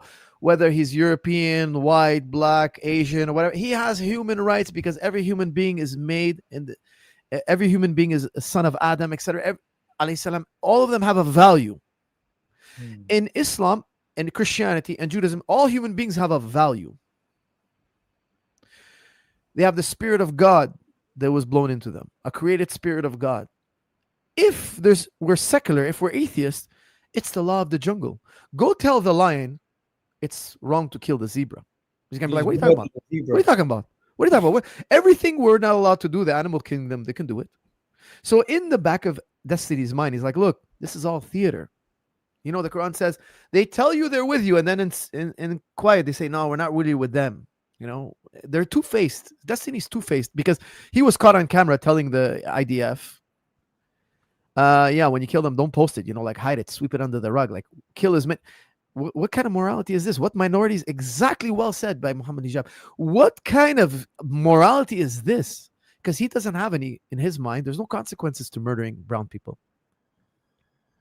He doesn't like Muslim people, Palestinian people. So for him, killing them, he goes to sleep at night. He thinks, oh, they're good, eradicate them, because he wants to preserve what he finds to be pleasant. If there's no God, there's no morality. It's all theater. But here's the thing. The Abrahamic religion taught the world, thou shalt not murder, thou shalt not kill. Now, we believe there are other prophets before. Every civilization had a prophet. You know, this is what the Quran tells us.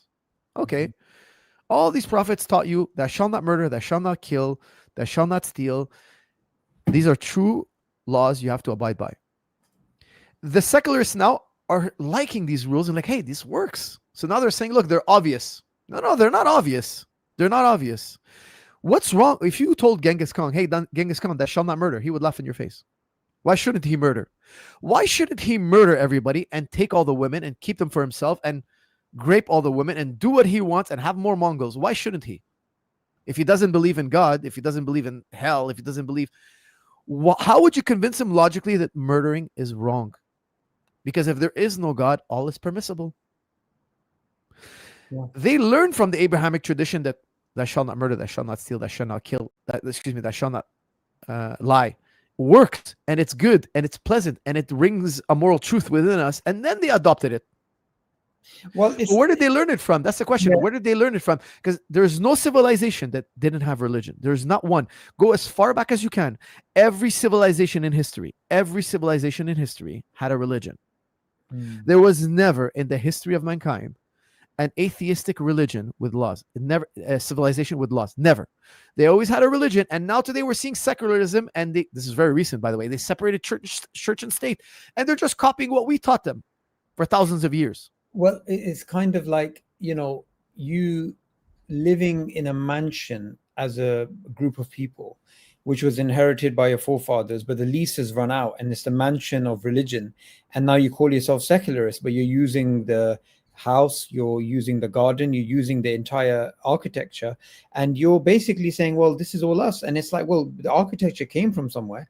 And the thing which I wanted to, I mean, this is the thing, I was there, you know, helping with the filming, so I couldn't actually ask Destiny this question, but he's got the history wrong. So the first secular state that we can clearly point at was the Jacobite regime after the French Revolution. They were horrific crimes being committed by them. Then we had the Soviet Union, which took over large parts of the world and massacred people. So if we want to talk about secularism, we can't ignore these two time frames. And thirdly, there is no secularism which is totally linked to atheism in the way that he thinks it is, because if we look at the secularism of, say, here in the United Kingdom, it's a secularism which is deeply infused with Christian identity. The head of the state is the king, right? And the king is the head of the church. So it's like, okay, so even here in Europe, there is a level of theistic backdrop which you cannot escape. And likewise in America, when you had the founding fathers of America and you had others, they were referring to natural rights. Natural rights come from where? They don't just come out of thin air. So the historical aspect was really poorly done. I mean, that was just a really bad take from that angle. Do you think that World War I and II had nothing to do with Darwinism? Do you think there's a correlation there? Don't you think that they were when Darwinism spread around the world, they started to realize, hey, wait a second. Just hold on a second. My daughter just came home from school. Just give me 1 second. I'll give them a little breakdown of from Richard Weichart's book, From Darwin to Hitler. He speaks about how the Nazis were directly influenced over a long period of time by Darwin's thinking. So this is linked to Ernst Haeckel, who was Darwin's contemporary in Germany at the time. So From Darwin to Hitler by Richard Weichardt, and also Darwin in The Descent of Man speaks about the inferior races and how the superior races, which are going to wipe out the inferior races. And just a little comedic point for those of you who are interested in this topic, Darwin didn't just say white people are better than brown people or black people or whatever. He considered the white people have a hierarchy, and the highest form of the white person is not the Italian or the Portuguese or the Spanish. It's actually an Englishman. Of course. So what a coincidence. This is something I want to ask you, Firas, right? I want to ask you, is it a coincidence that the people who discovered a theory which purports that the most intelligent people are English happen to be English? Is that a confirmation of the theory itself? Well, some people are going to say, well, because they're the smartest, they figured it out first, But the thing is, you have to read Guns, Germs, and Steel. That's a really complex topic. How come some civilizations moved faster than others? Well, it had a lot to do with calories. Some civilizations had to work all day to have enough food to eat.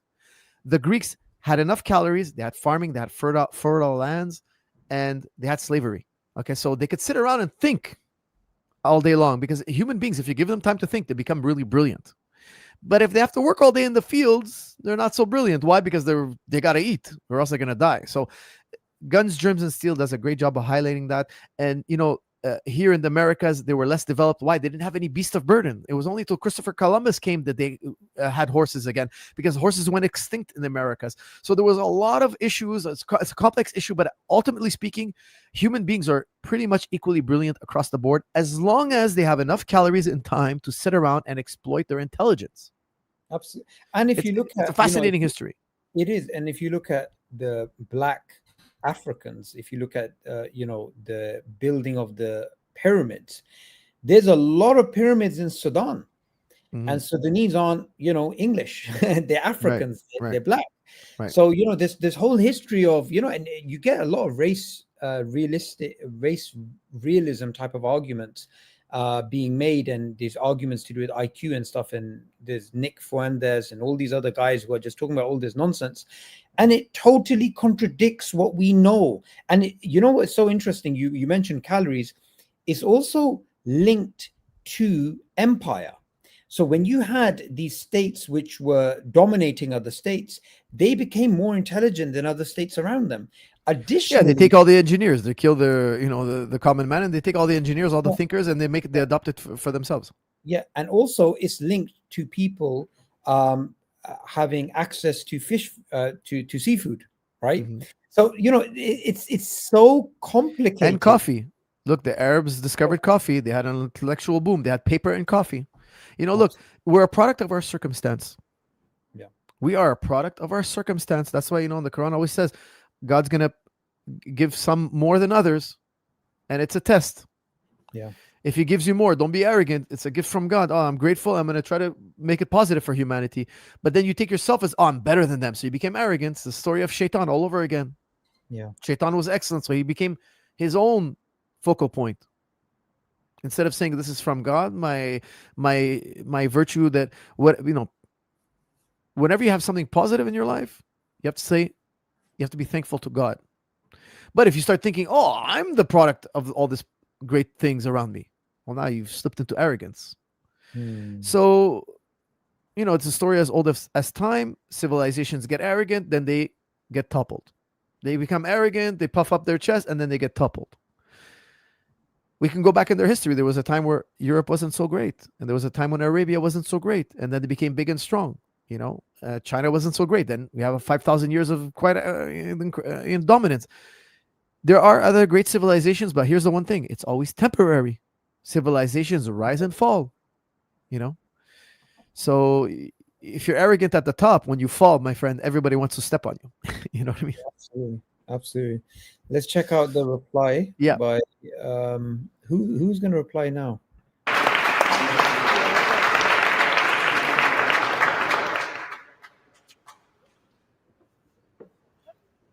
There are, some 2 billion Muslims, I think, on the planet. For all the talk I hear of Islam coming from one book, from one word that is unchanged and unaltered, I look to the Palestinian situation and I wonder, where is Islam, or where are the Muslims? The idea that there is some foundational religion here that all of these different people of the same belief system buy into enough to actually stand up for and defend and support their fellow Muslim brother doesn't seem to be there. So one of the most fatal flaws that I find people who are religious commit is this flaw of thinking they stand on firmer ground than they actually do.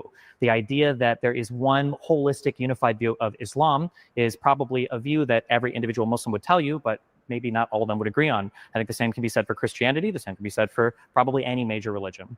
We can talk about what type of minorities that we prefer, but I mean, if you just take a glance at any Western society, you can see that the incorporation of different groups of people into these societies is much better, and the net is cast much wider than it is in any comparable societies, I would say, in the Middle East or North Africa region. Okay. Man, it gets worse. I mean, in terms of the underwhelming radar or range bandwidth, we're right at the end. He's not dealing with Islam versus atheism now. He's just basically saying, well, Muslims aren't helping Palestinians and Western societies are better. Well, Western societies, again, you have to show the link between atheism and secularism and liberalism and how each one of these is justified. You haven't justified anything. You basically even worse. He didn't respond to the accusation that he's a genocide apologist. But he can't. The footage is online. What's that? The footage is online. It would be ridiculous. He is a genocide apologist. Who is he to lecture us on morality? Can I ask you a question? Does he deny the Holocaust? I don't deny the Holocaust, but I also don't deny. Look, I don't deny the Palestinian genocide. I don't deny any genocide. You show me evidence of a genocide, I'm not that hard to convince. He wants to see, he turned the blind eye to so many facts. We could show him starving children. We could show him the Hind Rajab footage. We could show him everything. No, it's not a genocide. They're the most moral army in the world. They're the best. They never do anything wrong. Well, here's a video of these soldiers parading around their war crimes. They're proud of it. They're bragging about it. Oh, no. They're just guys having... he will make an apology for absolutely everything. But he uses a different standard for the Holocaust. Well, he will give advice on, throw your phones away. Don't basically embarrass the IDF. Right. He wants to sweep it under the rug so they can keep doing it. He's a genocide apologist. What does that tell you? Look, inside him, he doesn't believe morality, right or wrong. He believes, what can I get? What can I have? What can I? He's all about himself. Listen, if you don't believe in Allah, you make your desires a God. He's made his desires a god. He's just a human id in action. Yeah. He's singing a song and dance. It's all theater because deep down inside, he just wants to get more of what he desires. That's all he is. He's an organism that's trying to get more of what he desires. And if he has to deny a Holocaust, if he has to deny a genocide, if he has to give his woman some other guy, whatever it may be, he will go to the lowest of the low. That's why he talks about liberalism. He's the biggest slave I've ever seen. He's the most trapped human being I've ever seen. That's a very He's the most despicable example of a human being I've ever seen because he makes excuses for genocide. Now, look, if I was watching a genocide of non-Muslim peoples, I would speak up against it because you know what? The Quran tells us the worst thing is dhulm, injustice. Don't commit any injustice ever. And I'll tell you something. I see Muslims committing injustice all the time. You know what I tell them? Don't do that. Khaf Allah. Beware of God. Don't commit injustice. Never commit injustice. A Muslim should never, ever commit injustice, whether to a non-Muslim or to a Muslim. Okay? Yeah. Now, I'll tell you something.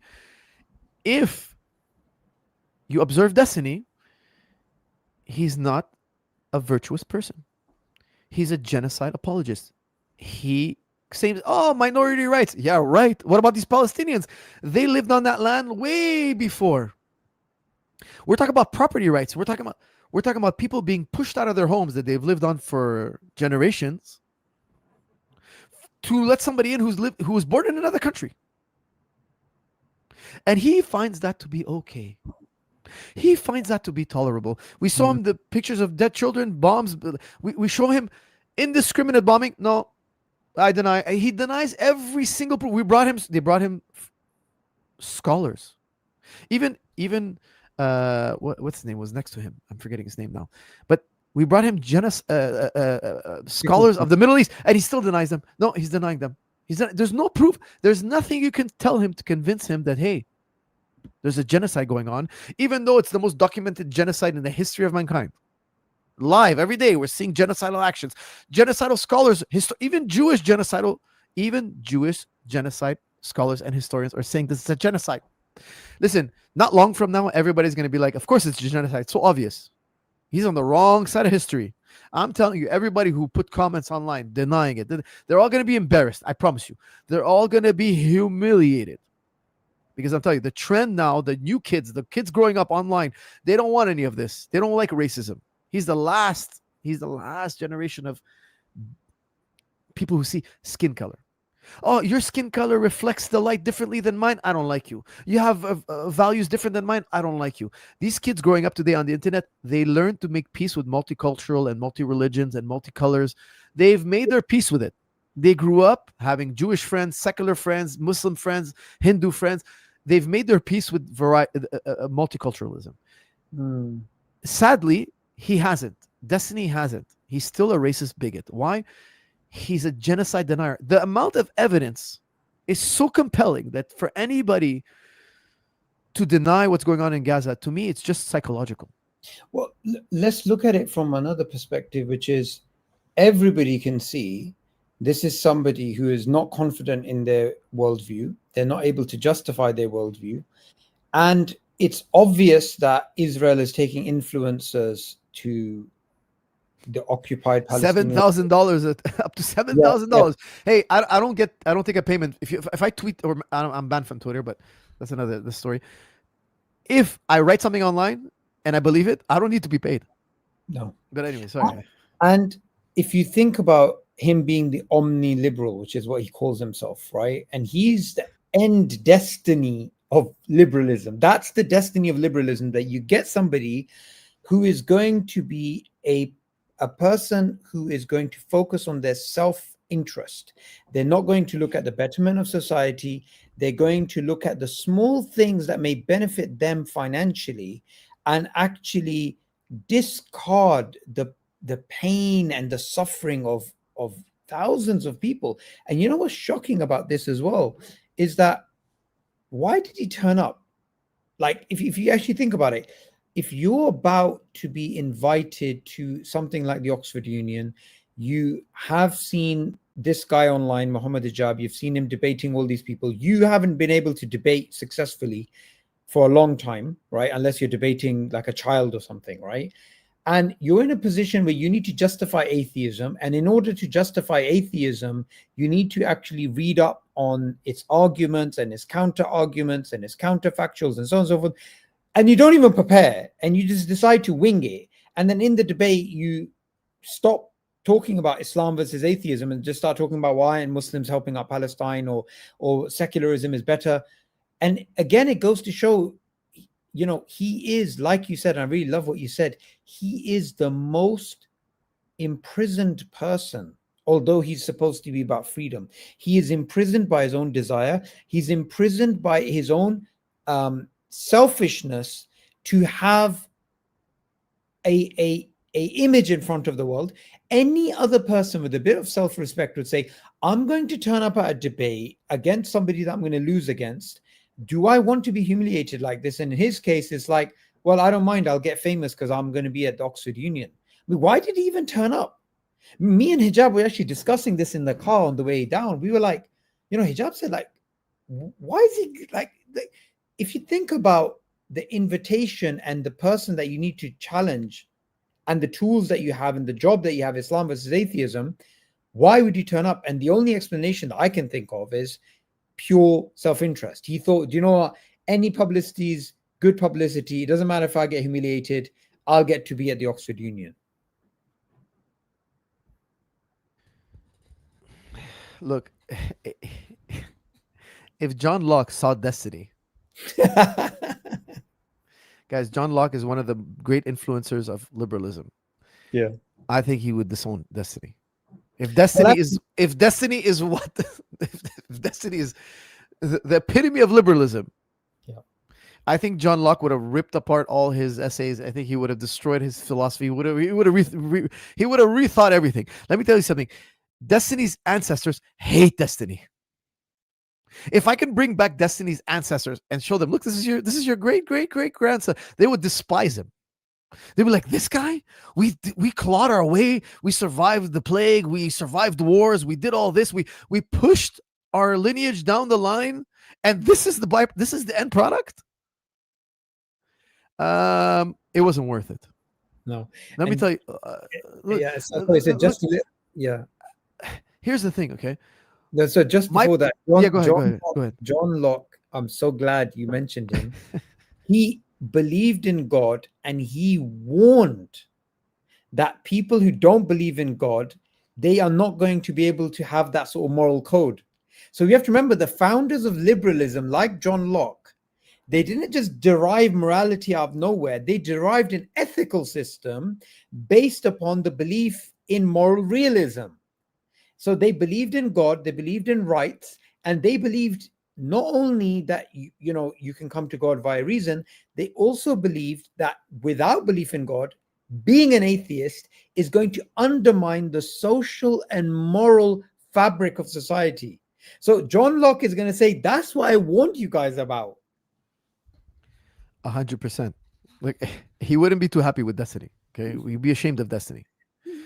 Now, destiny's falling into a major trap. He's taking liberalism too far. Okay, look, there are liberal values that are great, and we share in them. In Islam, you have many liberties. We say there's so little that's haram, and there's so much that's halal. There's so much that's allowed. Enjoy. Yeah. Like, I was in the Middle East recently, and I was sitting with a friend of mine who was American. Actually, not a friend, an acquaintance. We sat down. I was having coffee. He sat with me. We chatted a little bit, and he told me I felt trapped. He said, I feel trapped here. And I was like, okay, he feels trapped. I don't know why. We're in the UAE. We're in a beautiful place with so much to do. He feels trapped. Now, I'll tell you something. I don't feel trapped at all, personally, me. There's nothing I'd want to do that I can't do. There's not one thing that I imagine I want to do, that I have a desire to, that I can't do here. So I don't know the person too well. I don't want to speculate on what it is he wants to do. But there's something in this country he wants to do that he can't do, so he feels like he's stuck. I'm like, dude, this is one of the best places in the world. You have the top food, the top sites to see. Like, you're completely unrestricted. It's one of the safest places too. You're not worried about going in any wrong neighborhood and getting beat up or getting, like, this is the place to be. And he felt trapped. Well, I was like, in my mind, he wants to do something nefarious. That's why he can't do it here. But let me. Sorry, my daughter stepped in. What I'm trying to say is this. Okay, look, Islam, everything that's forbidden. This is very important. Okay, Islam is a very intelligent system. Everything that's forbidden is to protect the family. It's not for you not to enjoy your life. Nobody's telling you don't enjoy your life, but don't become obsessed with this life. Now, in liberalism, it's all about me. It's all about what makes me happy. Islam is about how the nuclear family survives. Think about it, okay? The big faux pas in Islam, the big things you can't do, the big ones, the one. Okay, you can't gamble. Gamble destroys families. You can't drink. Well, look up the statistics. What does alcohol do? It destroys families. It destroys health. It's one of the greatest contributors to disease. Okay, it's an insane project. The way that, anyways, we can do a whole episode on alcohol, the history of alcohol. It's one of the most insane projects ever. They convince you that this poison is fun. It's enjoyable. It's another whole world of discussion. Yeah. Alcohol. We said gambling, alcohol, zina. Okay. You got to get married. You want to have sex? Have as much sex as you want. Just get married first. Why? We want to know whose child that is. You know, one of the biggest problems that plagues the West is we don't know whose father that is. Look, for those of you who don't know, the poorest neighborhoods, the most delinquent men in the world, the most troublesome men in the world, the most suicide are all fatherless. They don't know who their father is. They came into the world and they don't know who their father is.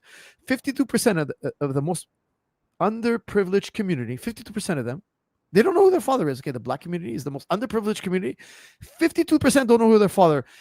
There's a correlation there. The second most underprivileged, the Latino community, I think it's like 46% don't know who their father is. If you take away the father, you take away your inheritance, you take away discipline, you take away so many things, the child's likeliness to be successful is greatly impaired. His intelligence is impaired. His behavior is impaired. Most likely to go to jail, drugs, suicide, etc. Every negative element, that kid now he's going to struggle. Now, you also have very successful people that grew up without a father. Those are the minority. There's some that like they go far and beyond. They tell you, look, I grew up without a father. But if you look statistically speaking, the most underprivileged people in the world don't know who their father is. Okay, so Islam, you have to get married. Have sex. No problem. Have sex for fun even.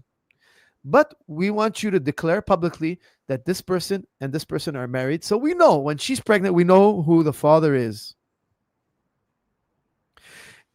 Now we have what else is haram? Tell me what else is haram. Like what is it? What is it as haram? What's the big difficulty in Islam? Okay, so a big difficulty for young people here in London, right, is weed. Like maybe you call it marijuana in your neck of the woods. But you know, this is something which everyone, the popular culture, rap music, oh, I'm just chilling out, I'm buzzing, whatever. There are studies that show the damage done to your brain and the diseases that it's actually linked to, and how stupid your brain becomes when you actually are on that stuff. So, you know, Islam is not a religion of fashion. It's a religion of tradition. So there's a reason why things like this were forbidden. And there's a reason why today, when you have people who are 40 and 50 and they're thick as wood, right, and they haven't progressed in their career, they haven't progressed in terms of their family stuff, they're slow. I know, you know, this is one of the things that if we speak about anything that's haram in Islam, you could find so many explanations for why it's detrimental for your health, for your mental health. It all makes sense. Absolutely. It all makes sense. Look, Islam protects the nuclear family. Let me tell you something, okay? Let me just tell you something. If we all adopted Destiny's philosophy tomorrow, we all adopt it. Now I'm living for me. Liberalism in a nutshell. I know liberalism is more complicated than what I'm about to put, but the heart of liberalism is do what makes you happy, don't harm others. That's it. That's liberalism in a nutshell. And it's a beautiful thing to a certain extent. But it prioritizes you. Me, I tell my kids, look, I'll sacrifice my happiness for the family.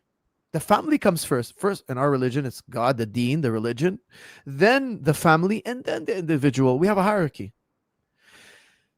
In secular liberalism, it's me that comes first.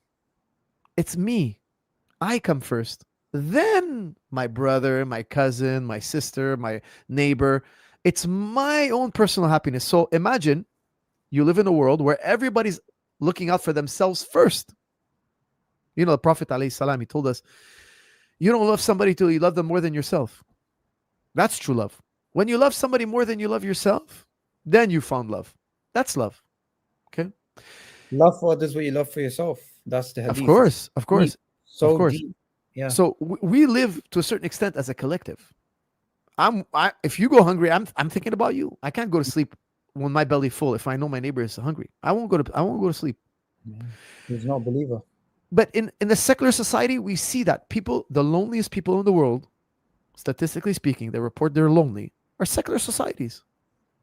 They're metropolitan cities, but they feel alone. They live alone. Their relationships are based on hookups. What can you do for me? How attractive are you? What is there? There's nothing above. There's Oh, it's kind of, there's no meaning. It's just a transaction. We're together because it's convenient. When it's no longer convenient, we're going to break away. There's no mission. Look, I tell my kids, I want you guys to get married and have children the way I did, and I want you to raise a family like I did, and humanity continues. If we all adopt liberalism the way, I guarantee you Destiny has no children. Let me look it up. Let me look it up for you. no, he doesn't. What's that? He doesn't. He doesn't. To the best of my knowledge, he doesn't. And in fact, he's lost his internal moral compass because he's happy for his wife to be shared. I mean, the guy is, even from a Darwinian perspective, they argue that sexual jealousy is a biological inheritance, right? So even Sorry, say that again. So from a Darwinian perspective, sexual jealousy is a biological inheritance. It's a mechanism to help you survive, right? Of course. So even if he is a pure naturalist, well, even from a Darwinian perspective, it's adaptive. It's actually a form of genetic coding, you could even say, right? Of course. If we were to go down the reductive program perspective, you're supposed to be jealous if a person stares at your woman. Of course. It's very simple. And let me tell you something. Let me tell a secret to young men out there. Women like it when you're jealous. If you're not jealous at all, they think the guy doesn't care about me. Oh, it's because I'm so secure. That's why I let her go out with another man, and I'm home in my pajamas texting her how she, like these guys are. If my sons, if my progeny becomes like this, and I hope they hear this podcast, if they become like this, I disown you. Madness. You have no honor. You have no shame. You have no respect for yourself. Madness. What kind of man lets a woman walk all over him like that? What kind of woman would let a man walk all over her like that? Have some self-respect. Have a spine. Women love a man with a spine. Like what kind of? Because from what I understand, guys, I'm not a connoisseur of Destiny. And by the way, I just saw. I believe he has one child, and it's typical in liberalist societies. They have one, maybe two children, never more. And we'll get to that because that's an important point. Destiny, from what I saw a viral video once, and he talks about how he shares his wife. I know it sounds crazy to us, but to me, that's like okay, you're basically saying that you're going to teach that to your progeny because they're going to copy you, they're going to learn from you, they're going to think, oh well, this is the way we live, this is normal to us. Okay, so your father's saying that your mother, she's going to go out with some other guy. This is what he says. Listen, I heard it with my own ears because for me, it doesn't make any sense. You're basically pushing the self-destruct button. Because your civilization will not survive. In the next 100 years, humanity is going to face a crisis. Over 95% of, it's 92 or 95%, I can't remember off the top of my head, but it's above 90. We're going to have a population crisis. We're going to have too many old people and too few young people to pay up and pay taxes and keep society going. We have a major hurdle coming ahead. And why are we facing this inverted pyramid? Because we didn't have children. Why? Because it came out of fat. There's many reasons. One, inflation, liberalism, liberal countries don't produce children, etc. We've lost the nuclear family. The nuclear family is being destroyed. Let me tell you something. Why do we call it the nuclear family? It's the nucleus of civilization. Once you destroy the nucleus, bye-bye. You can kiss your civilization goodbye. Kiss it goodbye. Now, I'm telling you, Islam is remedying this. Islam, by design, is to let humanity move forward. You could survive and reproduce in an orderly fashion without inhibiting others. It's the true liberalism. In my opinion, it's the true liberalism. Look, let's define. That's your wife. Okay, I won't touch her. I won't touch her. That's your woman. You put a ring on her. You married her. You made a public statement. I won't pursue her. That's your wife. That's, of course, a woman's going to say, that's your husband. I won't pursue him. In liberalism, well, like in liberal countries, like it or not, statistically, they have the most affairs. Statistically speaking, liberal countries have the most affairs. Now, there are a few exceptions here and there, but generally speaking, liberal countries have a lot of affairs. And they get married the least and they get divorced the most. The nuclear family is not present. It's lower in non-traditional, conservative ideologies. The conservatives are the ones who keep humanity going. Not only that, if you look at the substructures, right, when it comes to, say, taking care of the elderly or the widows or people who are, say, they don't have that standard financial backing or societal backing, in a liberal society, those people are orphans of the state, and you pay your taxes and maybe someone's going to take care of them. But when you go to the so-called backward parts of the world, right, you go to Asia, you go to Africa, these supposed backward parts of the world, you will not find an old person except that there's a neighbor taking care of them. You will not find a child except someone's raising him. So this notion that we have in, destiny, Hijab didn't fall for his trap of getting distracted in these small nuanced points. He wanted to stick to the substantial ontological debate. But, even what he's saying generally about the Western societies being better, how is it better? I remember I was listening to a talk once of Abdurrahim Green, Sheikh Ab Green, and he said, a society, a civilization is not judged by how tall its buildings are or its technology or whatever. It's judged by how it treats its lowest, most vulnerable minority. That is the metric by which you judge a society. Is that society progressive? Is it advanced if it's taking care of its most vulnerable? And if you look at Islam from the very earliest revelation, it is talking about the females which are buried alive. It's talking about the beggar. It's talking about the slave. It's talking about the destitute. And the Prophet's followers were who? They were the poor. They were the women. They were the children. They were the slaves.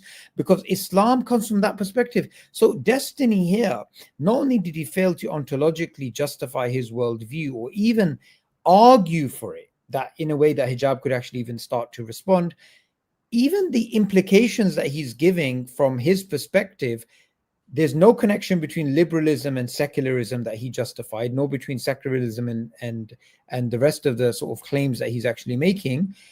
And then on top of that, he is simply saying, well, why don't you give me something that I can look at? But if you don't have the moral compass intact and it's not working, and you're letting your wife be touched up by other men, you're supporting a genocide, who are you to be judging a society? So Hijab said, yeah, why don't we look at Malaysia?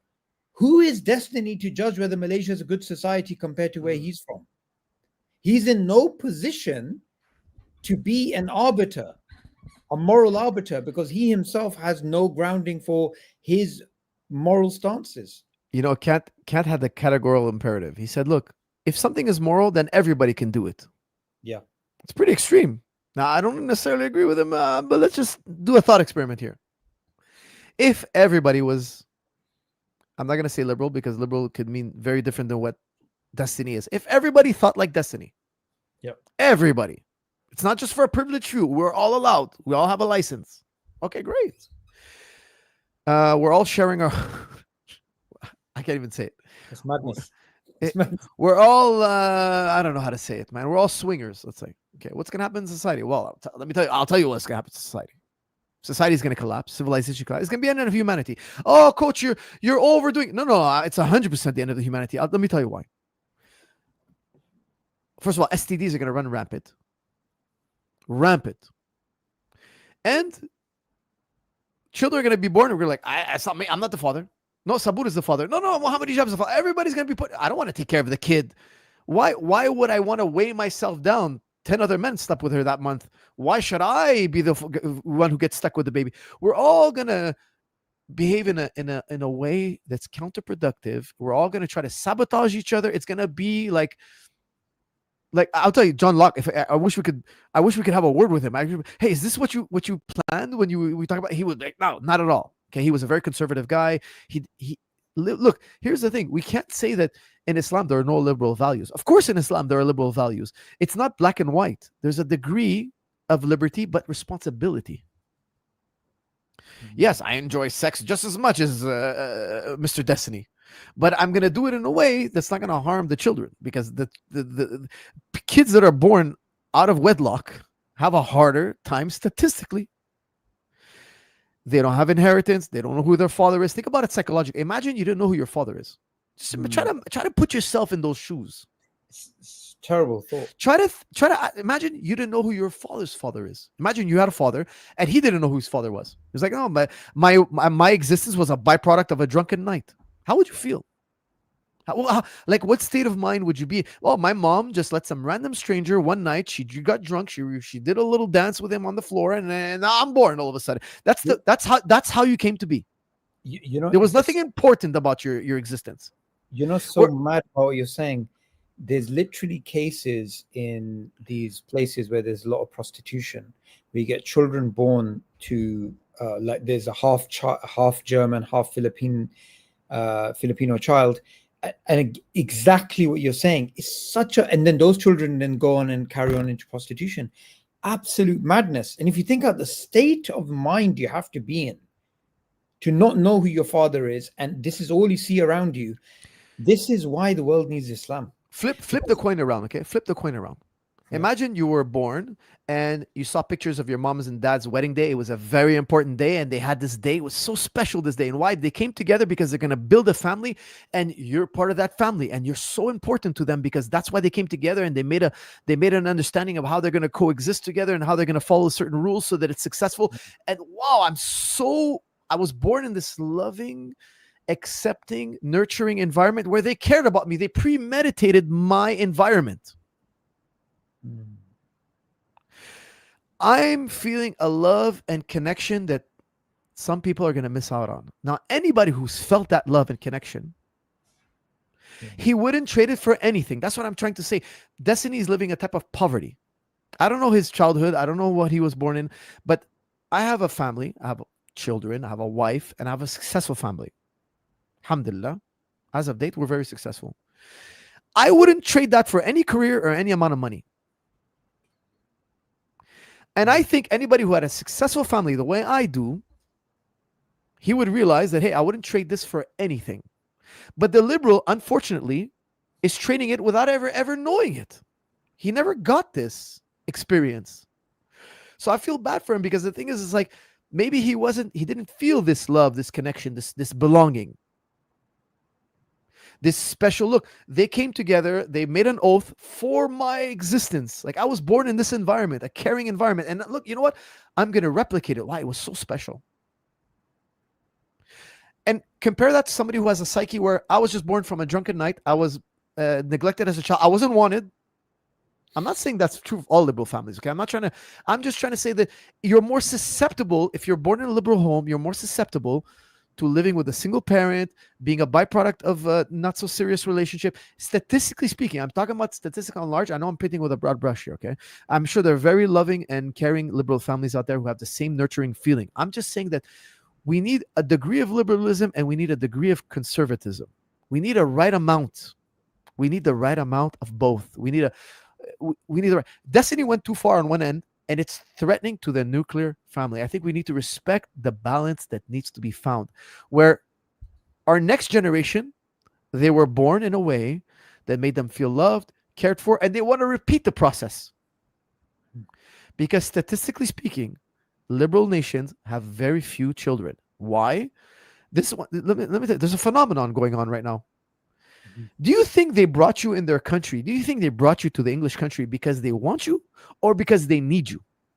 If you think it's because they want you, you're a fool. They brought you here because we're so low in number. We're not reproducing After the, in Quebec here where I live, they had 6 children on average, the Quebecois. After the sexual revolution, now they have 1.5, 1.7. Mhm. They need us to come here. Yeah. They didn't, oh, you guys came in here, we did you a favor. No, you didn't do us a favor. You needed us. Why? You want us to work and pay taxes. I work and I pay taxes. I'm a contributor to society. We come here in droves. Why? They need us. Now, they say, hey, guys, when you get here, drop all your conservative values. You brought me here. I'm here because of those conservative values. Conservative values will allow humanity to go on. If you think, and I hate to say, I don't want to paint all liberals in one, they do it to us all the time, so I don't want to do it to them. I want to be sensitive to this point. If we go too far on the liberal spectrum, because look, think about it as a spectrum. We have conservative values and liberal values. I think going too conservative extreme is not good either. But because we're on the more conservative side, we seem like we're alien to them. I'm saying, guys, look, let's get somewhere that makes sense where we don't destroy the nuclear family. If we destroy the nuclear family, we will destroy all of humanity. Well, If everybody accepts the swinging lifestyle, my friends, we will not survive the next 200 years. We will not survive it. not only will we not survive it, we're going to have a miserable existence. Because I was thinking about something, I wanted to ask you this, right? A man can detach himself quite easily, right? So he can be with a woman, be with another woman, be with another woman. But a woman, she likes to have a long-term relationship, because a man, even when he's 50, he can keep himself fit, go to the gym, whatever. By the age of even 60, he can be quite, randy, right? If he needs to. So he can easily live that bachelor's type of lifestyle. But women are, they're glass vessels. They need protection. They need, this type of financial protection. They need this type of societal protection. So from a man's perspective, liberalism, just sleep around, whatever, 2 o'clock in the morning, eat some chocolate, go to sleep on the pavement, wake up, go to work. That's a man. That's what a man can do, right? But a woman, like, it's not in her favor for there to be a liberal society. It's always the women who end up in these extreme liberal societies, who end up in the the red light districts, who end up being abused, who end up having to fend for themselves. And what do we find amongst these very hardcore feminists, right? They've never truly benefited from a conservative household, because if they did, they would never want to work. If they did, they would never want to put themselves at risk. They would never want to compete with men. So from a man's perspective, yeah, fine, liberalism may suit you, but does it suit children? Does it suit elderly? Does it suit women? Does it suit disabled people? It doesn't suit them. It suits a hedonistic fighting age male. That's what it is. Let's say you were a young man with a lot of money and you want to party. Where would you go? Everywhere. Where would you go to Saudi Arabia to party? No. Would you go to Africa? Probably no. Probably go to. They might kill you if you touch their women. Yeah. Would you go to Latin America? Maybe. Yeah, Latin America, they'll let you come and party. Why do some civilizations say, hey, if you want to come and party, come party here. You can have your way with our women, no problem. And then when you leave, you can leave freely. We welcome you. Just bring your dollars here, spend. Why do some civilizations accept? Look, where you live, I go to your country maybe once a year. And I've been all over the world. Yeah. England, I don't know how the Englishman can marry a woman. It's going to be difficult because it's such a touristic area. And the women are out and about having fun. They're drinking, partying. They're just as liberated as a man. They could do whatever they want. She has people from all over the world traveling for very cheap to go there. So she has an abundance of selection. And after a while, after she's done partying, she's hitting her certain age where she wants to settle down. She has to settle down maybe with a guy who's local. But that guy who's local now, I don't know how to say this in a gentle way. He's got to marry a girl who has a lot more experience than him. She has apps. She's dating foreign guys. They're coming into the country to party. And now you think, statistically speaking, we have plenty of data on this. Plenty. A woman, the more partners a woman has, the less likely her marriage is going to be successful. There's a direct correlation. I mean, anybody could look this up. The more sexual partners a woman has, and nowadays it's becoming an astronomical amount. Do you think you're going to have a successful marriage? It's going to be highly unlikely.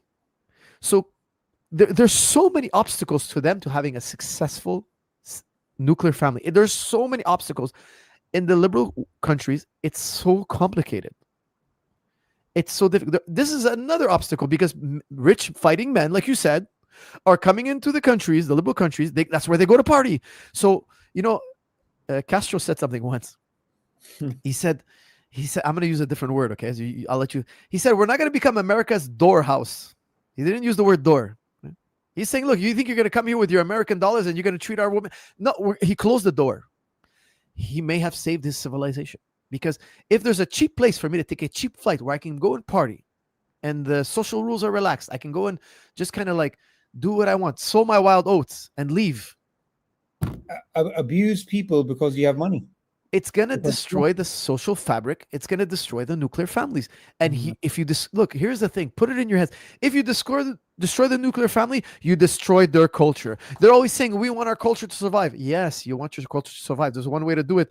Have children and teach them your culture. Here in Quebec, where I live, their numbers have diminished greatly. After the sexual revolution, they're having the Quebecois, the French Quebecois, are having less numbers. It's a fact. Okay, it's a brute fact. There's more Arabs now than ever in Quebec. There's more minorities than ever. We're everywhere now. They want to teach my children their culture. I tell them, look, you have your culture, you have your deen, your way of life. We have our deen, our way of life. It's not the law. When we came here, it wasn't the law that you didn't tell us, hey, you can't practice your religion. Au contraire, you said, come to our country, work, pay taxes. We'll let you practice your religion freely. Okay, that's why we came here. Now they want to show, the prime minister here, he said once publicly, he said, not all cultures are equal. The French culture is on top. No, I don't agree with that. Where is that in the law? Now you slip something through the cracks here. You never said I had to live your culture. They never said that. Now they're trying to change the culture. They're trying to make it into law that we have to adopt their culture. Well, see, this is the other thing, that laws like that or cultures like that have to be imposed. They're not natural. Yeah. If you get a society, a tribal society, you go and say me and you get on a boat and we go to some remote island in Latin America, right? We go off near Ecuador or whatever. And we're going to come across conservative values on one island. We go to Philippines, conservative values. Conservative values naturally sprout out of the land in the same way that plants grow.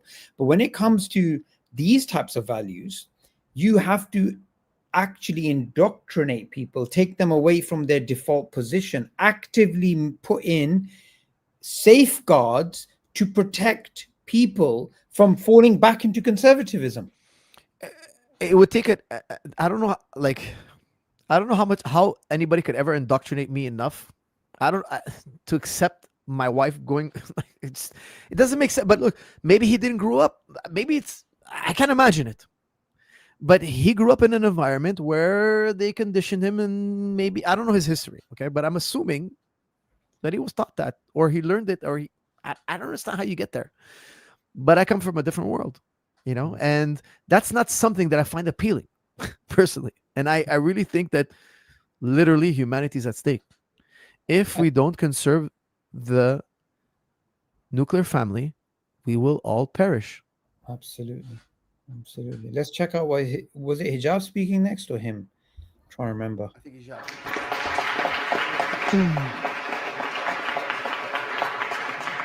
He says, where are the Muslims? It's a good question, and I agree with him on that, actually. But there's a distinction to be made between Muslims and Islam. The discussion here is not about Muslims, it's about Islam. That's the first thing. And then he says, okay, well, Western countries are doing a good job on minorities. I mean, liberalism coexisted with colonialism. You must understand this. You cannot look at this time in history and not realize that J.S. Mill was somebody who was actually advising his government how to use racism and supremacy against the colonial empire, against members of the colonial empire, the colonies.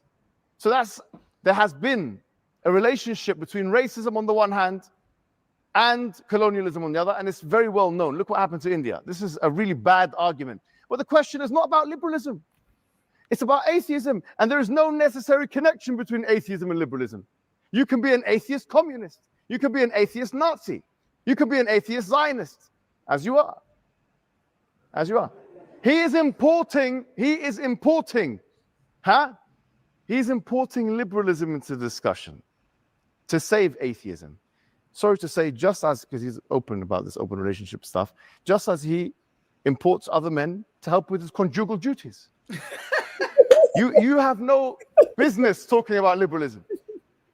You have no business talking about liberalism. We're not talking about liberalism. Liberalism is a philosophy that's not on the debate card today. We are talking about atheism. Tell me how you can get to objective morality from atheism. Tell me how you can get to atoms whizzing around, carbon, which we are, from is to ought, as David Hume would put it. Otherwise, you'd be doing the naturalistic fallacy. If you can't do that, then be a man. It's going to be very hard, sorry to say, for you. Very hard. Be a man and say, I concede the debate. I give up. I throw the white towel. Although maybe you'd be using that white towel for other things. But if you can't do that, honestly, it's done. The debate is finished. And that's all I have to say.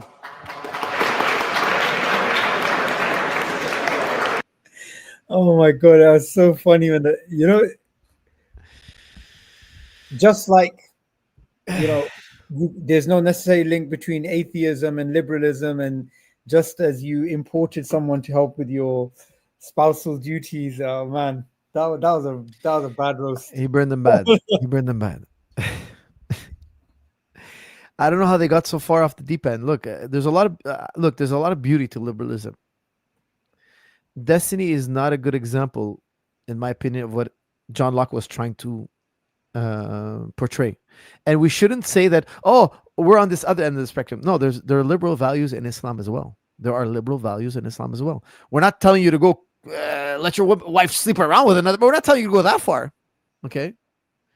But in our religion, freedom of religion. The freedom of religion. Listen, Muslims civilizations were highly tolerant. Forced conversions were a exception to the rule. Yeah, it did happen. It was wrong. It was wrong. It contradicts the Quran. It was in spite of the Quran, not because of the Quran. Forced conversions happen. It did happen in history, and it was wrong. It's forbidden. It goes against the Quran. Now, it didn't happen en masse. It did not happen en masse. That's really important. In Christianity, there was en masse forced conversion. You cannot, but back to what Muhammad is saying, you cannot, listen, there's no philosopher in the world, in the history of the world, that ever went from atheism to morality. It's impossible. It's impossible. We've tried it. We've tried it time and time again. It's never been achieved. He has to borrow from the religious community, and he has to say, look, stealing is wrong, murder is wrong, lying is wrong, and they learned it from us. I remember once Christopher Hitchens was ridiculing religion, and he was saying, oh, it took so many years to come up with the Bible, and all you came up with, thou shalt not murder, thou shalt not kill, thou shalt not steal. It's so obvious, he was saying. Anybody could have came up with that. He's totally wrong. He's an imbecile for saying that. It's not obvious that I shall not murder. It's not obvious. Go tell that to Genghis Khan. Go tell that to Adolf Hitler. Go tell that to Mao. To them, why shouldn't I kill you and take what you have?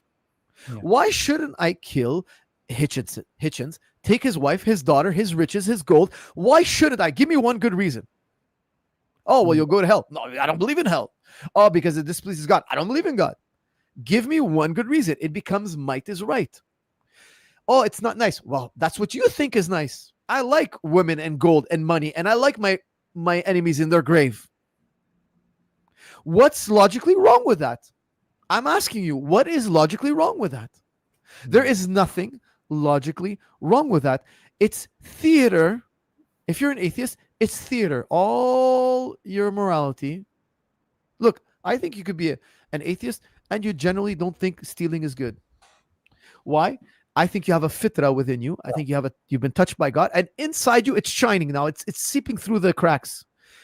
But you didn't get there by atheism. There's no straight line. There's no connection between atheism and morality. If you're an atheist, you only know morality because it's inborn, and we believe that's given to you by God. It can only come by God. Okay, read Euthyphro, the most basic philosophical, Plato's most basic philosophical book. It's called the Euthyphro dilemma. You cannot have morality without God. It doesn't exist. If there is no God, all is permissible. This is well understood. It's clear as day in my mind. It says just a small point on Euthyphro's dilemma. Alex Rosenberg, to tell atheists, he's an atheist philosopher himself, to tell atheists that you can't basically be a moral realist. You have to be a moral nihilist if you're an atheist. He turns Euthyphro's dilemma upside down, as in he, rather than applying it to God, he applies it to Darwinism. So he says something really interesting, right? He says, because remember, there's a lot of atheists who want to hold on to moral nihilism. So he makes a very simple point. And what do they use for moral nihilism? Well, we all have core morality. We adapted morality. Morality evolved. Morality is a evolutionary outcome. So he says, okay, is it that morality, good things, core morality, these things that we all agree about, thou shalt not murder, you have the right to what you earn, and be good to your parents. Okay. Is it that this is true, therefore natural selection selected it? So that's the first horn of the dilemma. Okay?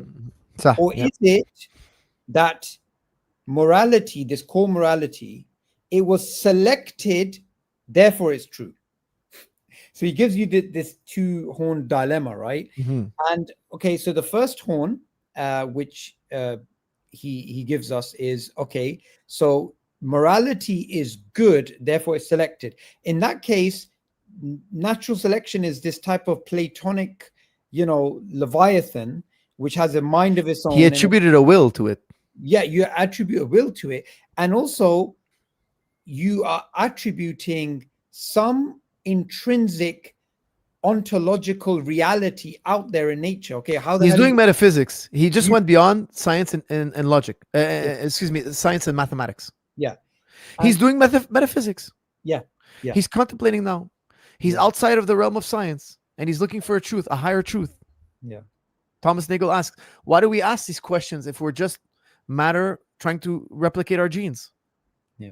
What use is it? How could evolution bring us to this? What is the importance? How does that help me reproduce?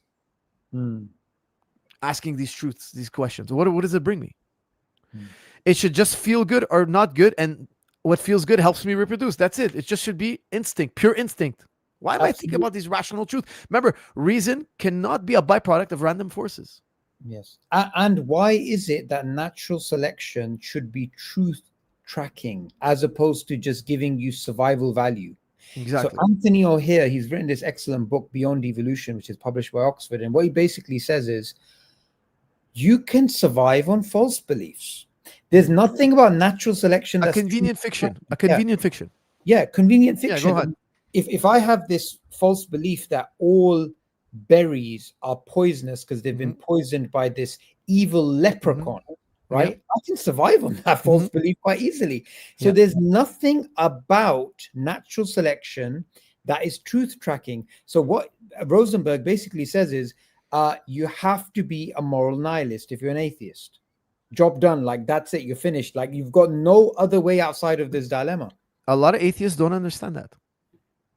But here's the thing. They're born with a fitra. They're born with something.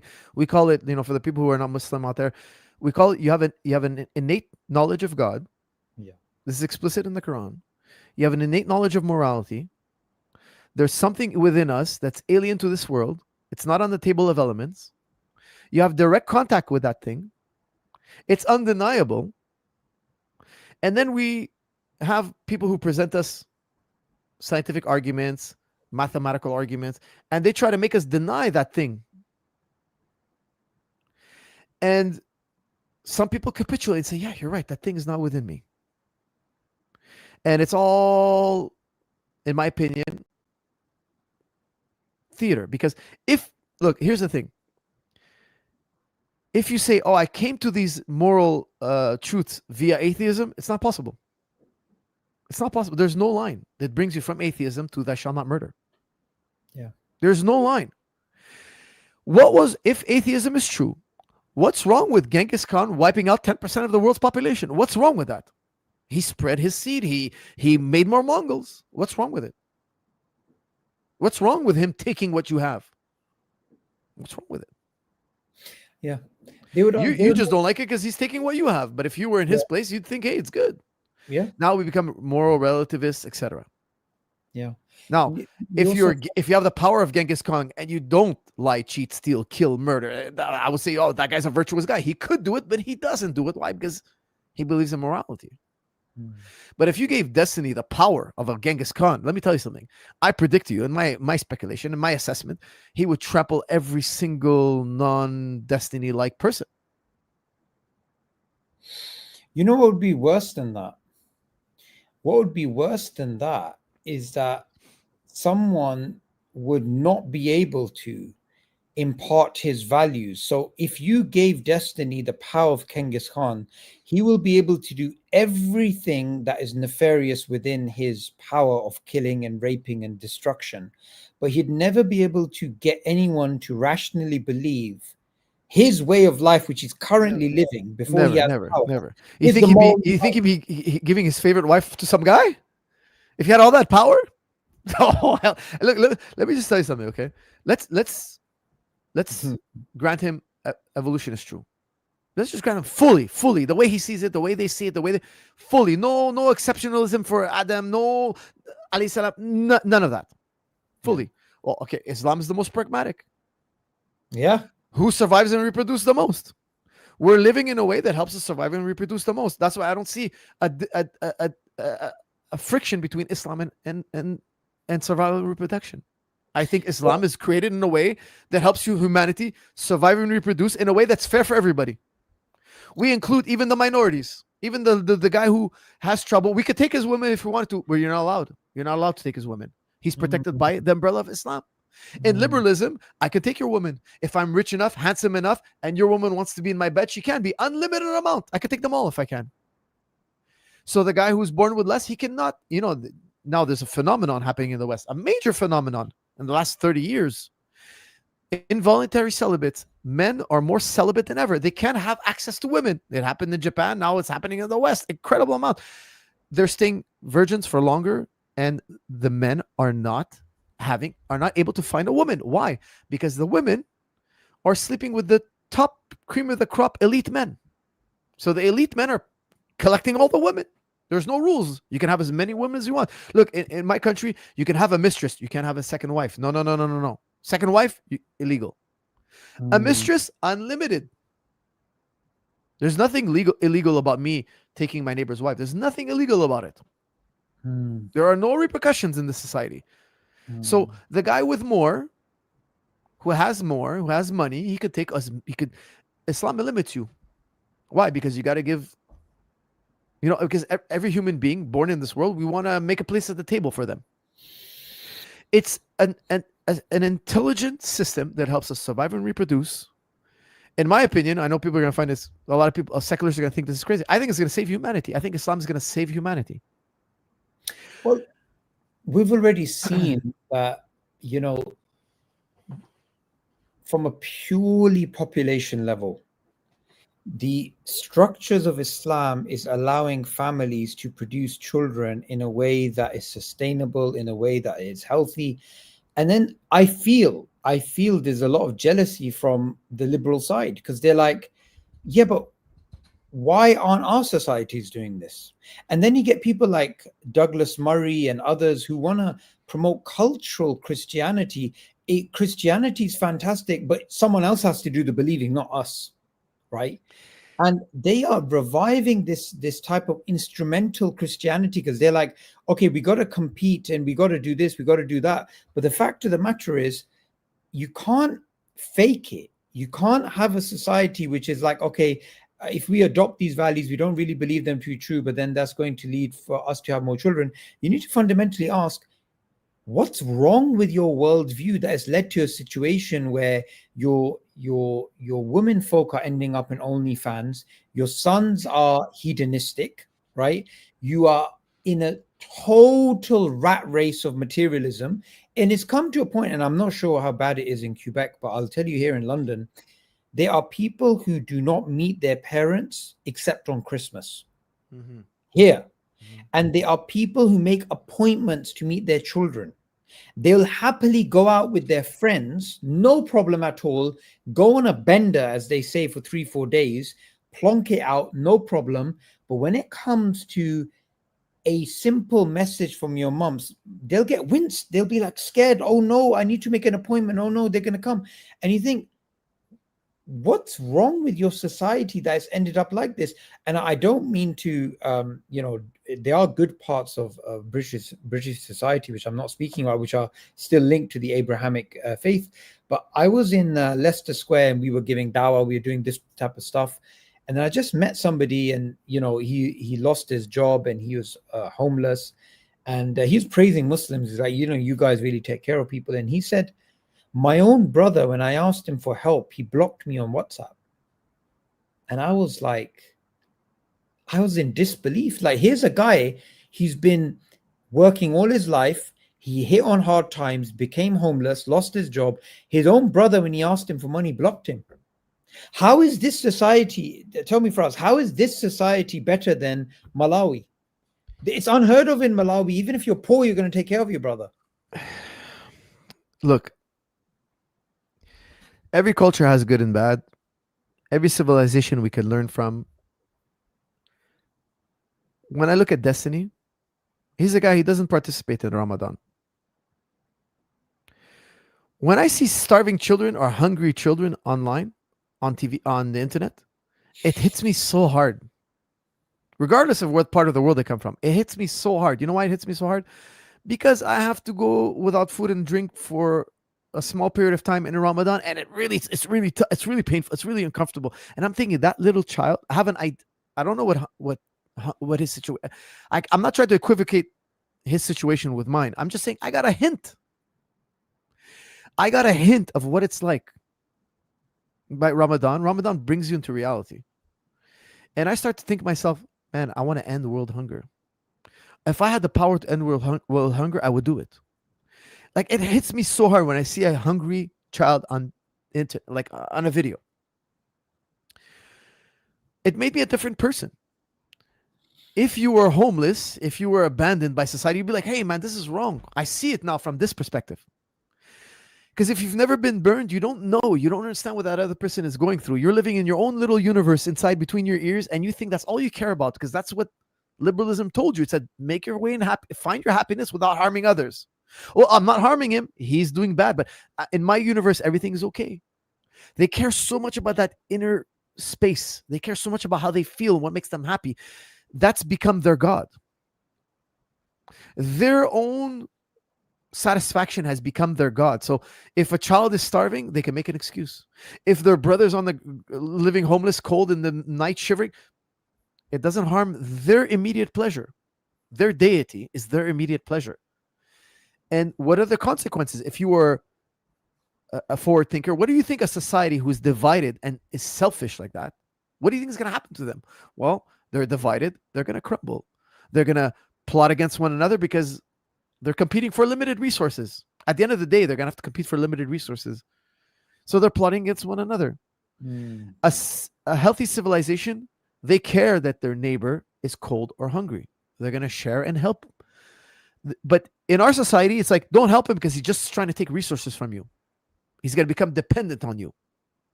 Whereas in a healthy society, I'll help the guy because I know he's going to want to contribute, because he was taught that it's important to contribute. He's going to want to help the next person. That's a healthy society. They try to help one another. In this society, if you help a guy, he's just hustling you. He's just pretending to be weak, or he's going to now want to live off you. He's going to be like, if you help the corrupt person, they're going to want to live off you. They become a leech. If you help an honest, virtuous person, he's going to use that help to get on his 2 feet and reciprocate and contribute to society. Ultimately speaking, if you don't worship God, you're going to worship something else. It's going to become your own personal desires, and you're going to become a slave to those desires. Absolutely. So much so that, hey, your favorite thing is sex. Okay, well, now sex has become my God.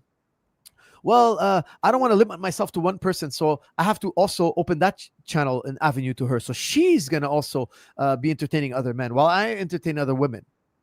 They've become so subjugated to their desires that now all they can think of is how to satisfy those desires. And you know what? If we look at it purely from a psychological perspective, and I spent a lot of time looking into this, those who follow their desires, they actually have a lower dopamine baseline than the average person. So if we take an extreme example of a crack addict, a crack addict will take a huge amount of, there's a huge release of dopamine in their brain initially, right? And then you get after the peak, you get the slump, and the slump goes below the baseline, and the next time it never goes higher, so it goes down and down and down. It's called and down. chasing the dragon. Yeah, exactly. And if you take a person, right, who is addicted to, say, women, sex, pornography, whatever, and then that person's baseline is like so low, and then you get another person who's trying to keep himself righteous and everything, and then he gets married and he sees his wife's face or whatever, right, on the wedding night, like his level of dopamine is so much higher. So the thing is, even from a physiological perspective, a neurochemical perspective, this world is not designed for us to act in that way, to be worshiping other than God, because we end up worshiping money, we end up worshiping women, we end up worshiping all these different things, and they'll never give you happiness. And look at this guy. This guy has low dopamine. I'll be honest with you. He has low dopamine. I've written a book, by the way, and it's going to be published soon. It's called Zombie Scrolling, Stop Scrolling, Start Living. And I have a course on zombie scrolling as well. I've spent Dr. Andrew Huberman, we did a video on him, right? So I spend a lot of time looking into dopamine. I can tell you this guy is deprived of dopamine. He just doesn't have a nutritional, it's just not to do with calorie intake. It's actually, if he feels like watching porn, he's going to watch porn or whatever. He's just going to do what he wants to do. And he is miserable. And in fact, we should play it. We should play what his response was.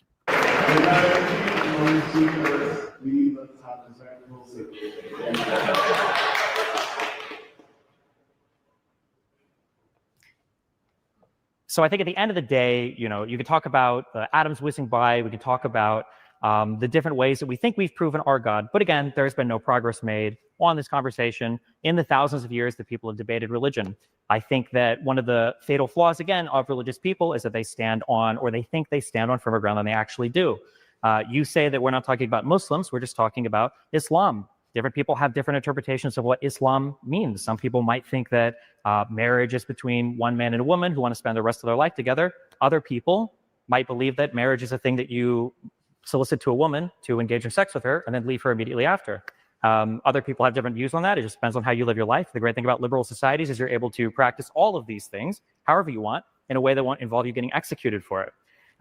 When it comes to deciding, whether a society can have a secular foundation, you can have this conversation of, well, philosophically, you can't connect A to B and B to C and C to D and everything else, but somehow secular societies seem to exist.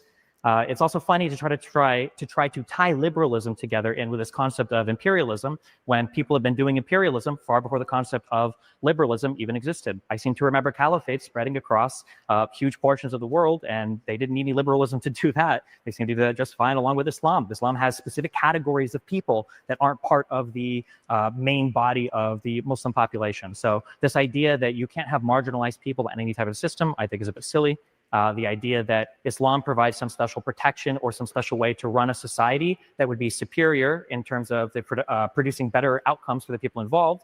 Where are those countries? That would be my big question. If we were to argue about the successes of liberalism, I could point to Muslims existing in a liberal country today with the ability to argue for their Muslim countries. How many Muslim countries can I go to and find liberals arguing the same thing?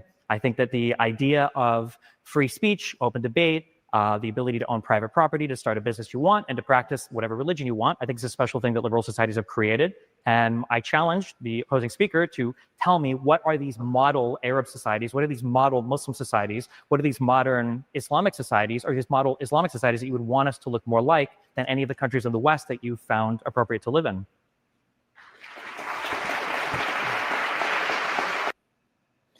So I mean, his trump Can you card pause is it's basically you're here in the West. Yeah, give us something alternative which is better. I mean, it's a tangential issue. No, but He's not hold dealing on a with second. the Where are most murder? Look, let's take the Ten Commandments as a measuring stick. Which countries violate the Ten Commandments more than any other country? What civilizations violate the Ten Commandments the most? In Western societies, Well, it's there's more. American invasion of Iraq. 1 million people died recently. They kill more than anybody. You know, they asked Noam Chomsky, the most cited scholar in our day, arguably the most cited scholar in history, Noam Chomsky. They asked him, who's the greatest TRist? I can't say the word because I think you're gonna get blocked. Okay, who's the biggest T thing in the world? Oh, he said, without a doubt, that's the US of A. They kill the most people around the world than anybody else. They kill more than anybody else. You go to America, they have the most shootings than anybody. Look, you can vilify, like what he said is so nonsensical. Where do you have the most fraud? Where do you have the most shootings? Where do you have the most crime? It's all secular, liberal societies, Western societies. You have the most violence, the most murders, the most stealing, the most the most adultery. You have places in Asia too that are high in adultery, but the Western societies are up there. They're very high in adultery. Like, has he ever been to a Muslim country, this man? Has he ever been to a Muslim country? Well, you know what's interesting? Going back to something that he said, he's making a false dichotomy between the Muslim countries and the secular countries because the debate is Islam versus atheism. So he's again said, look, you can't connect A to B to B to C, but we are here. We've done it. And it's like, no, that's question begging. That's the very thing he's asking you. He's asking you, suppose the West is the best. Fine. What is it about liberalism that you can link to atheism? Because like we discussed earlier, right. John Locke believed in God, believed in natural rights. You got all these thinkers who are, linking liberalism to their belief in God. So what exactly are you talking about? So you can see in the debate, all he simply wants to do is, you're here in the West. What model Islamic country is better? But that's not going to wash because you have to argue for atheism and how atheism leads to liberalism. Atheism did not lead to liberalism in the case of the Soviet Union. It led to totalitarianism. It led to mass murder. And like Hijab said earlier, you can be an atheist communist, you can be an atheist Zionist, you can be an atheist liberal, you can be an atheist sophist, whatever. What is the conceptual link? And look, I want you to enjoy this particular moment. The atheist side doesn't even try to justify the link between atheism and the moral, ethical view that they want you to believe in. So is this the best an atheist can do at Oxford University? I mean, if you just think about it, there's better debaters in Speaker's Corner down the road. I've met better debaters defending atheism in Speaker's Corner than here. And you think, why the hell did you turn up? And I think later on in the debate, you're going to see Hijab actually asks him, I don't know what you're doing here. I mean, he's so under-equipped to deal with the issue at hand. Look, I'll tell you something. I think he has a fundamental misunderstanding, and I don't want to. I mean, I don't want to mischaracterize him. I think what he's trying to say is that, look, in liberal values, in liberal societies, I can be an atheist. I have that right.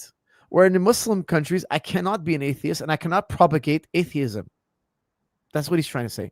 Yeah. So look, here you have these freedoms that you're enjoying, and if I was living, if the circumstance was the opposite way, I couldn't enjoy these freedoms.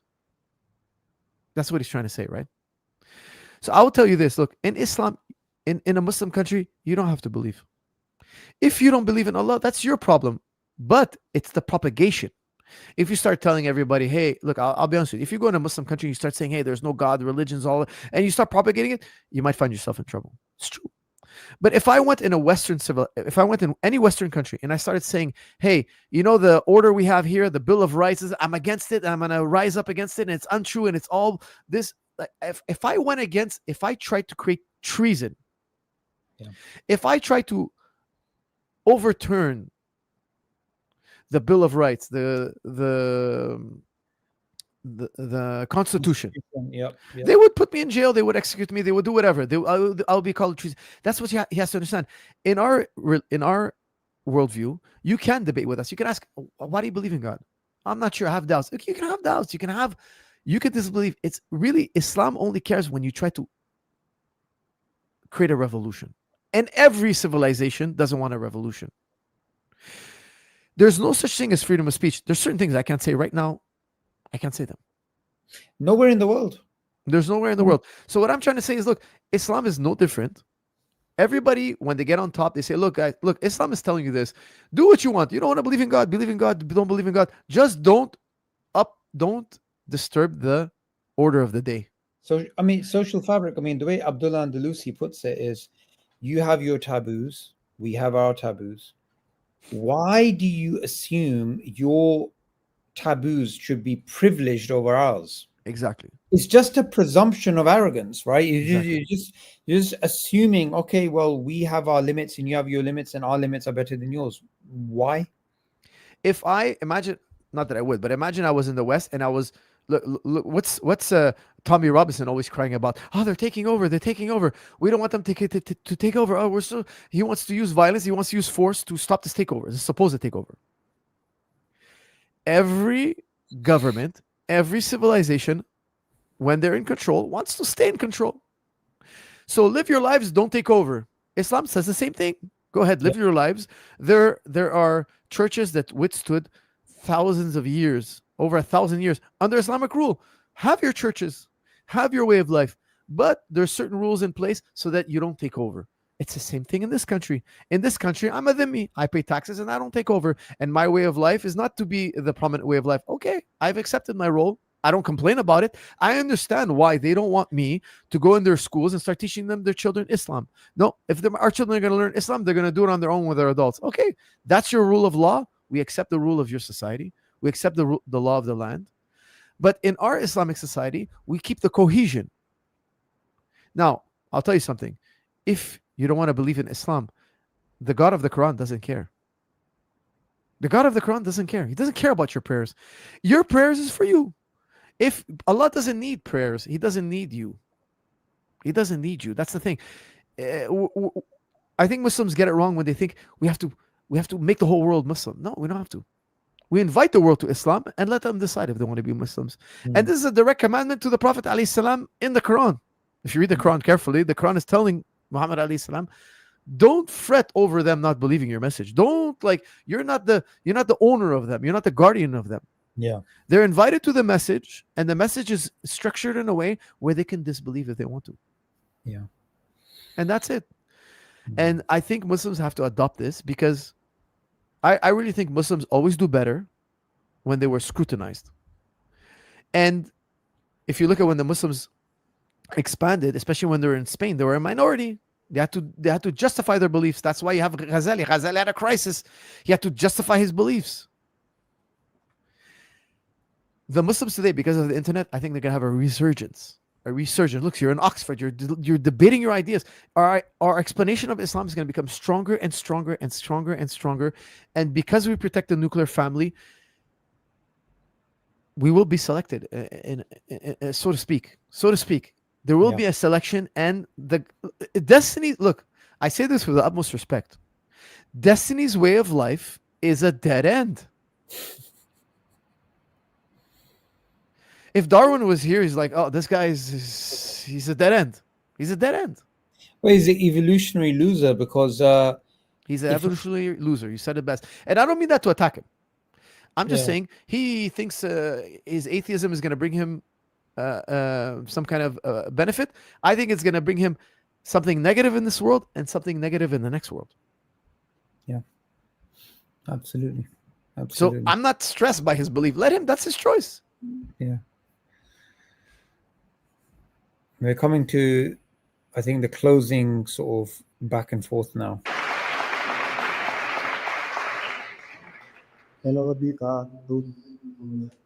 Sure? Well, that was a bit of a mouthful, Bonelli. But you're going to have to swallow your pride and concede the debate, because actually, he has not been able to connect the dots, unfortunately, for himself. This is a debate about Islam and atheism, not Islam and liberalism, okay? He is assuming a liberal framework. Liberalism does not necessarily connect with atheism in any way whatsoever. Itself, liberalism needs proof and justification for its own truth, which we can do in maybe another debate. I don't think you're going to be wanting to do any other debates after this. But the fact of the matter is this. He says Muslim countries, that's his big question. Where are the Muslim countries? I agree with you. Muslim countries are not following Islam. This is the answer to your question. They are not following. Muslim countries are not following. Look at the Palestine issue. There are non-Muslim countries who have done a better job than the Muslim countries with the Palestine issue. You know, they've acted more Islamic than the Muslim countries have. I agree with this criticism. We are not talking about that. As he's talking about execution and this and that. How dare you talk about execution? You are speaking to the IDF, telling them, if you're going to commit atrocities, don't bring your phone out. You are in no position whatsoever to talk about rights to us today. No position. Zero. Your sanctimony is gone, and you are finished. I'm sorry to say.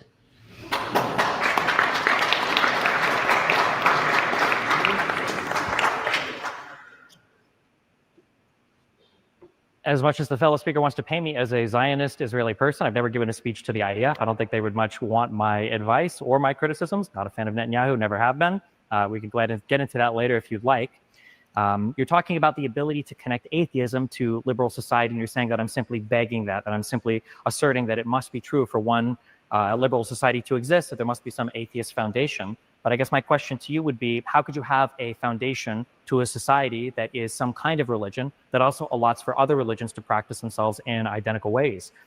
When religions tend to be mutually exclusive, especially the Abrahamic ones, when they say that my holy book, my scripture, my God, my interpretation is the correct one, how do you truly have a society where you allow for other people to practice their religious beliefs?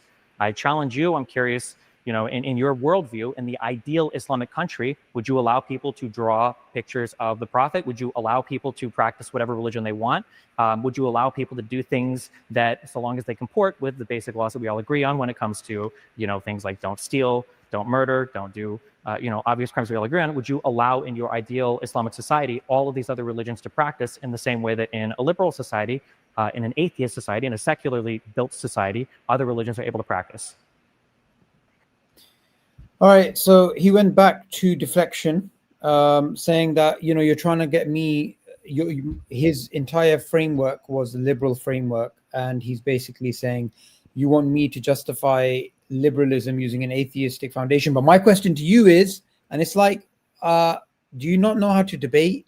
Like, you're being questioned about the subject matter from which you agreed. You agreed atheism versus Islam.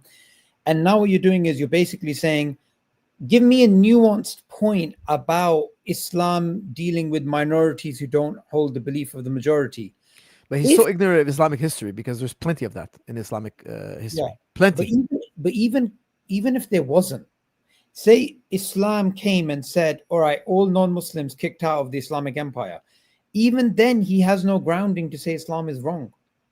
Like, no, he doesn't. He doesn't understand what hijab has been asking him all night. And this is what's so frustrating about watching this He never debate. came up with he never attempted to answer the question. Yeah, exactly. And if there was a half-hearted attempt, I mean, you have to remember, a lot of the audience is not going to obviously keep up with all of the nuanced points that are being made. So they may realize later on he didn't have a valid argument, but at least he could have put something there as a placeholder.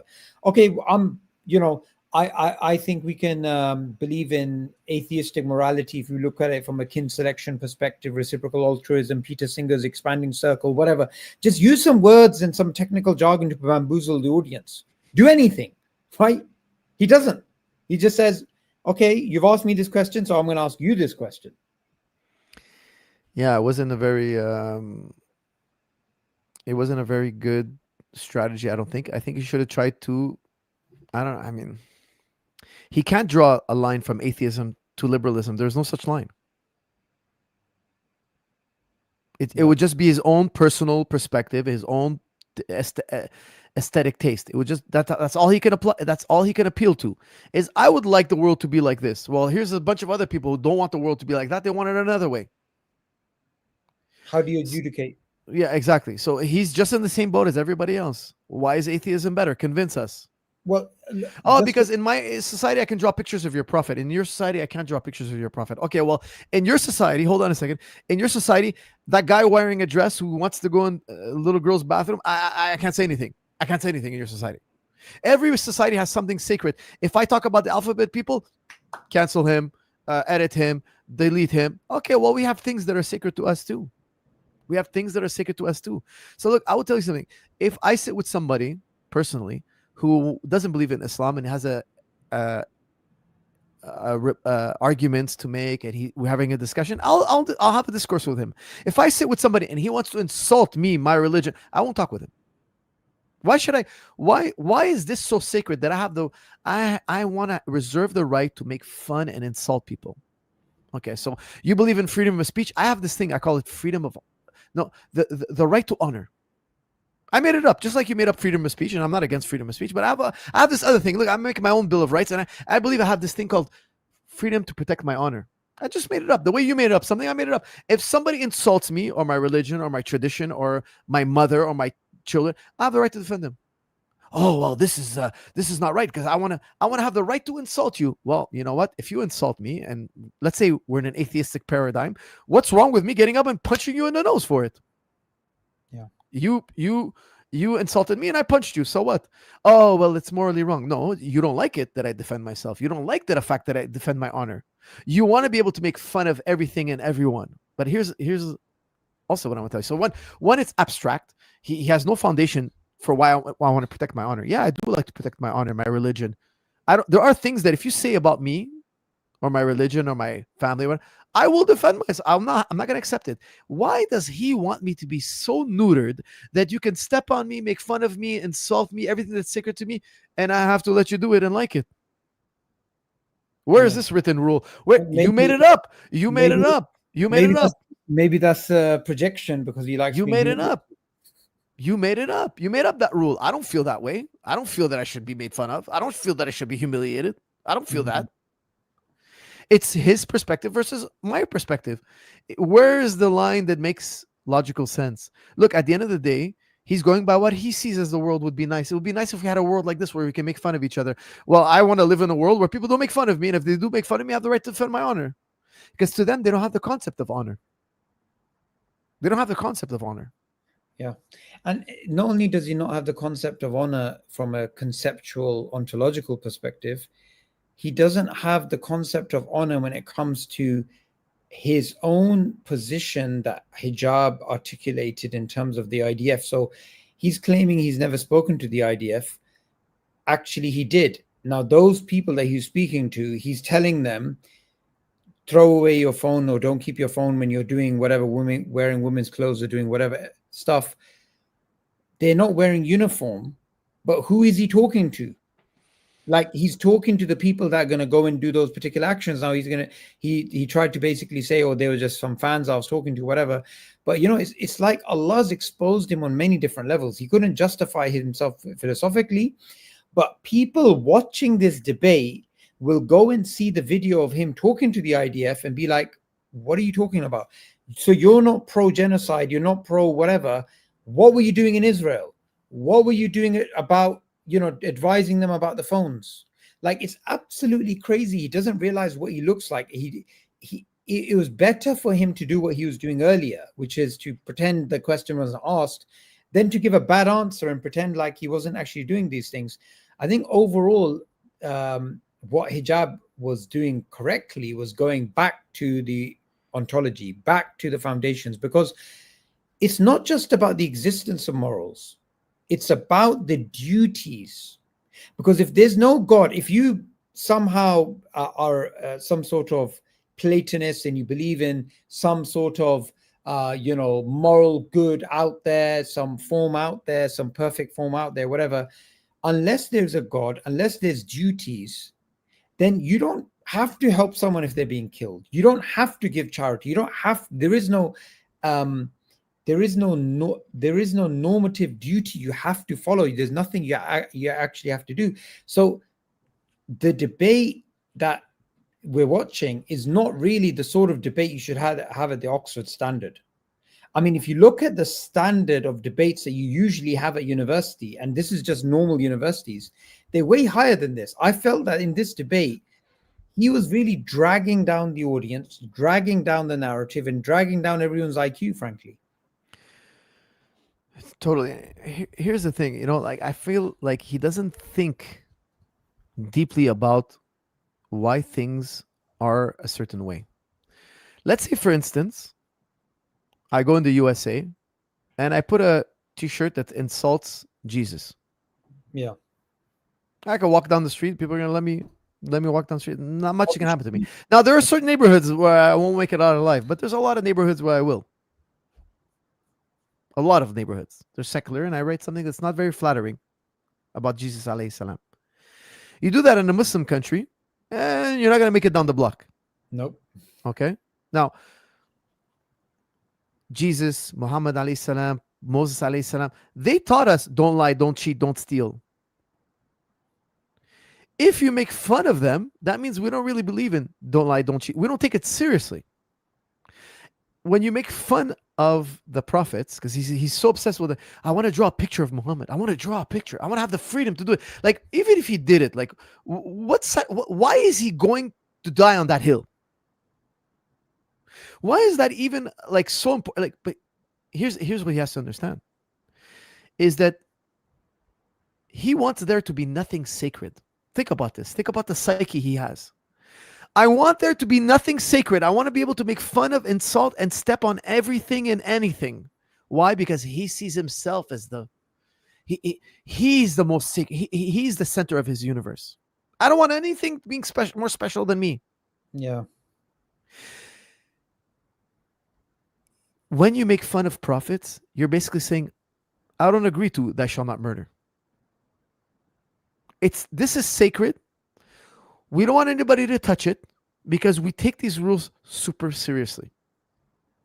Yeah. If you want to be a part of our society and you don't believe in those rules, but don't desecrate them. You know, even in the Supreme Court justice in the USA, they have the 18 great lawgivers. They take justice very seriously. Who's among the 18 great lawgivers? Moses alayhi salam and Prophet Muhammad alayhi salam in the US of A, in the Supreme Court justice. These are great men that gave us laws throughout history. Look, in the US, you can make fun of them. But in the end of the day, in the US, they have a culture where if you're not looking, I could steal and it's not really stealing. Cheating is only cheating when you get caught. They have that kind of paradigm. In another society where they won't cheat or lie or steal, even if nobody's looking, that's a society that's going to survive and move forward. He doesn't understand that he's crippling his own society by making nothing sacred. Nothing is sacred, guys. We got to make fun of everything. Even the guy who said, don't lie, don't cheat, don't murder, don't steal. That guy, we got to make fun of him. Well, guess what? If you make fun of him, then I don't want to give you... There are good slippery slope arguments. There are bad ones and there are good ones. This is a good one. If we make fun of our teachers, then their lessons also are not to take it so seriously. Well, guess what? That kind of reflects the society. The societies that make fun of Christ and Moses, they don't really follow the rules. Or actually, put it in a contemporary context. You have PBD, right? Patrick David, whatever his name is. He wanted to do a public roasting of Netanyahu so he becomes more human, right? Now, from a liberal perspective, something like that is something... Why on earth would you want to humanize Netanyahu? Yeah. So what you're basically doing is you're not humanizing Netanyahu, you're dehumanizing the Palestinians that he just genocided. Yeah. That's what you're doing. Now, from Destiny's perspective, you can dehumanize Palestinians. Why can't you dehumanize them? Now, every single genocide scholar in the world will tell you the first step to a genocide is dehumanization. I went to the Rwanda genocide memorial a few months ago, and they had the genocides that happened throughout history, including the Rwandan genocide. And the first thing that happened with the Nazis, or when it came to the Hutu against the Tutsis, or when it came to the other genocides in history, they call the subject of the genocide ants, cockroaches. They call them termites. They call them scum, subhuman, whatever. There has to be a derogatory term. Now, if we take Destiny's perspective, there is nothing morally reprehensible about dehumanization. Now, another thing I just wanted to add, which is absolutely unbelievable, is that in the same speech that he just said right now, he opened up with defending his honor according to what he believed to be false. So Hijab was making certain claims about IDF and his support for the IDF. And the first thing that he's doing in a high stakes debate between Islam and That's a good point.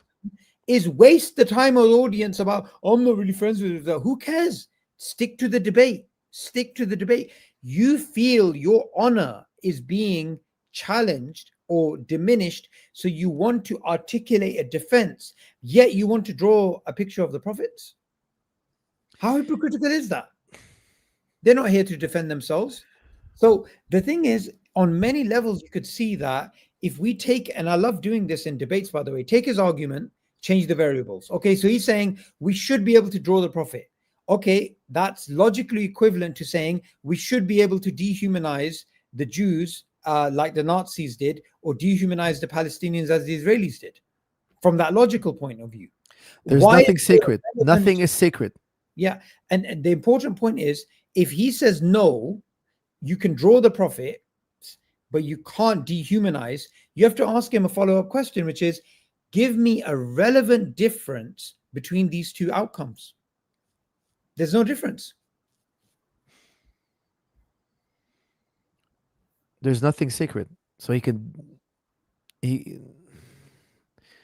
try to put myself in that mindset. Like, imagine I lived in a world where there's nothing sacred, because it might interfere with my whim. I have a whim. I want to do something, but it's a sacred thing. Oh, I don't want anything to be sacred. I want my desires to be fulfilled at all costs and nothing above them.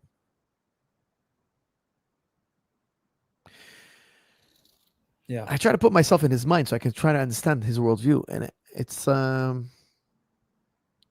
a. I don't know. Shall I tell you what it's to do with, right? You gave a brilliant example. Can you imagine yourself as a squared circle? No, you can't. Can you imagine yourself as a line? Yeah, you can, because there's an essence there that's, transferable, but you can't go into something impossible. So likewise, you can't, as a moral agent, imagine yourself in a situation of pure nihilism or pure moral nihilism. Nothing is sacred. It's so anti-human. It's against our essence, our fitra, our disposition, our innate inclinations to imagine a world in which there's nothing sacred, because, we all have this thing. I mean, even old school gangsters, when they're dealing with each other, it's like, yeah, don't attack a person when he's with his family. And these are killers, right? So the thing is, the idea of there being nothing sacred, however, when he's speaking about, and it's not just him, it's all the others, when they're speaking about the Western world and the Western history and the Western civilization and liberalism and the forefathers and constitution and natural rights, they'll give that sacredness.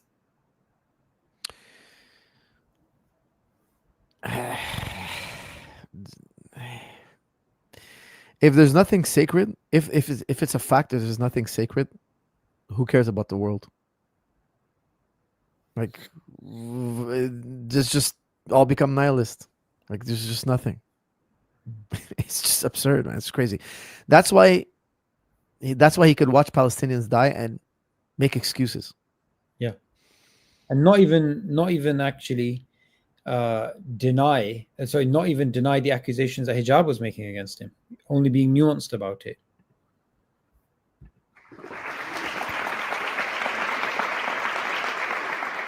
He asked me a series of questions, and he said that, would you allow the drawing of the prophet? Would you allow this? Would you allow that? In the same way as liberal societies Why should it be the same way? You haven't proven liberalism is true, and you haven't proven that atheism is true. You've given us no arguments for anything. And then he says, free speech. Well, it's very interesting he mentions free speech, because I'm going through some of his content, and he was making an argument for child. And he, in fact, said that there's a pragmatic case for child. So, yes, the Muslim countries would actually ban something like that. And that is an inhibition to the free speech people like you, atheist morality, would bring to the table. Child banned in the Muslim countries, for example. Maybe that will put you in trouble or this and that, because I know you sent some pictures to that person, whatever. I don't know what's going on. I'm surprised you're even here today, so quite frankly. I was thinking whether or not I should humiliate you, but I was worried that maybe you enjoy it. It's over here, man. You haven't answered any of my questions. I'm asking you, how do you connect atheist morality with liberalism? There is no answer, there's no connection. So all of your subsequent questions are a waste of time, because you are a puny, perverse. Yes, I'm sorry to say, puny, perverse, pro-genocide, pipsqueak of an individual. This is the case. And there's nothing more to be said about you. Please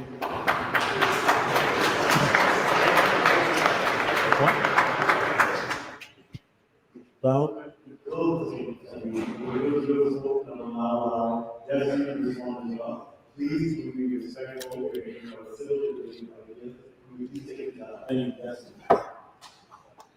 I would have prepared more personal insults if I knew that was the direction we were taking this, but okay. Again, I will say, you're saying that I haven't connected atheism to a liberal society, but I noticed that you failed to answer my question of what types of behaviors would you allow in your model Islamic society without having the foundation as some secular system, without being able to point to laws, without being able to point to a system of governance that doesn't originate from some holy book. I don't know how you can say that a liberal society, one that allows for all religions to practice equally, isn't necessarily a society that doesn't take a normative position on what religion is true or what religion is false. Again, there is a reason why you have come to this country, and while you might insult me and call me a lot of names, which funny enough is an indication that the person doesn't feel confident in the material, I guess, that they're talking about, you have the right to do that, and you're able to do that here as I don't know if you were born in this country, if you're an immigrant to this country, and I think that's a beautiful thing. I don't think that you would be able to get away with the same type of behavior in the countries that you seem to want to model this one or other Western countries out of. Again, I ask you, if you think that there is a better way to build a country with an Islamic foundation, where are these countries? It seems like they fell in the past, they haven't emerged again.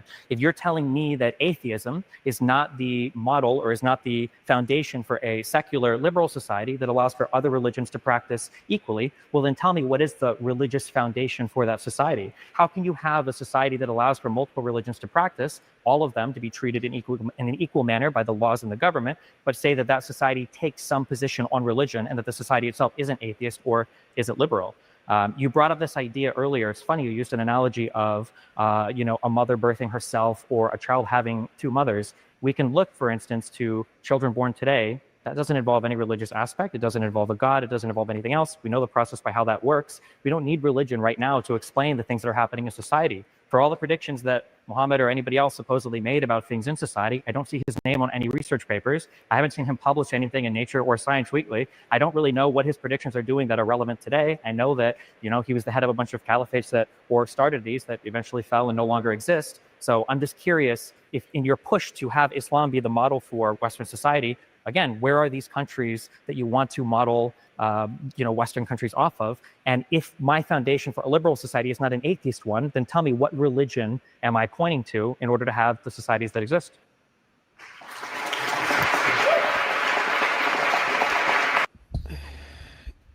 So incoherent. I mean, he doesn't understand. In Islam, we do tolerate other religions. They have rights. It's explicit in the Quran. Like, he's trying to say, look at secularism. Okay, secularism says, look, we're separating church and state. You could practice your religion, just don't try to control the state. Yeah. Islam says the same thing. We're control of the state. You could practice your religion, just don't try to overtake the state. It's the exact same model. Or we could just, when the Muslim countries under Islamic rule, we're telling you guys, practice your religions. That's between you and God, but don't try to take over the government. Every single government has this exact same position. What's the difference? I live in a secular world right now. in this country, in every secular country, you can practice your religion, but don't try to bring it into office. Islam says the same thing. You can have your religion, but don't bring it in our office. Okay, Islam rules here. It's the exact same paradigm. No government wants to be taken over. There's no such government. There's no such model. He lives in a bit of a fantasy land. It's kind of weird. Yeah, I mean, if you look at his line of thought, what he's basically saying is, where do we find the justification for liberal ideals if you're saying we don't find it in atheism? But that's the wrong question. Why are these values of any value? Why are they objectively true? So say the statement, treating minorities with respect is good.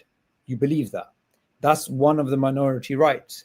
Why is that proposition morally objective? Why is it true? Mm-hmm.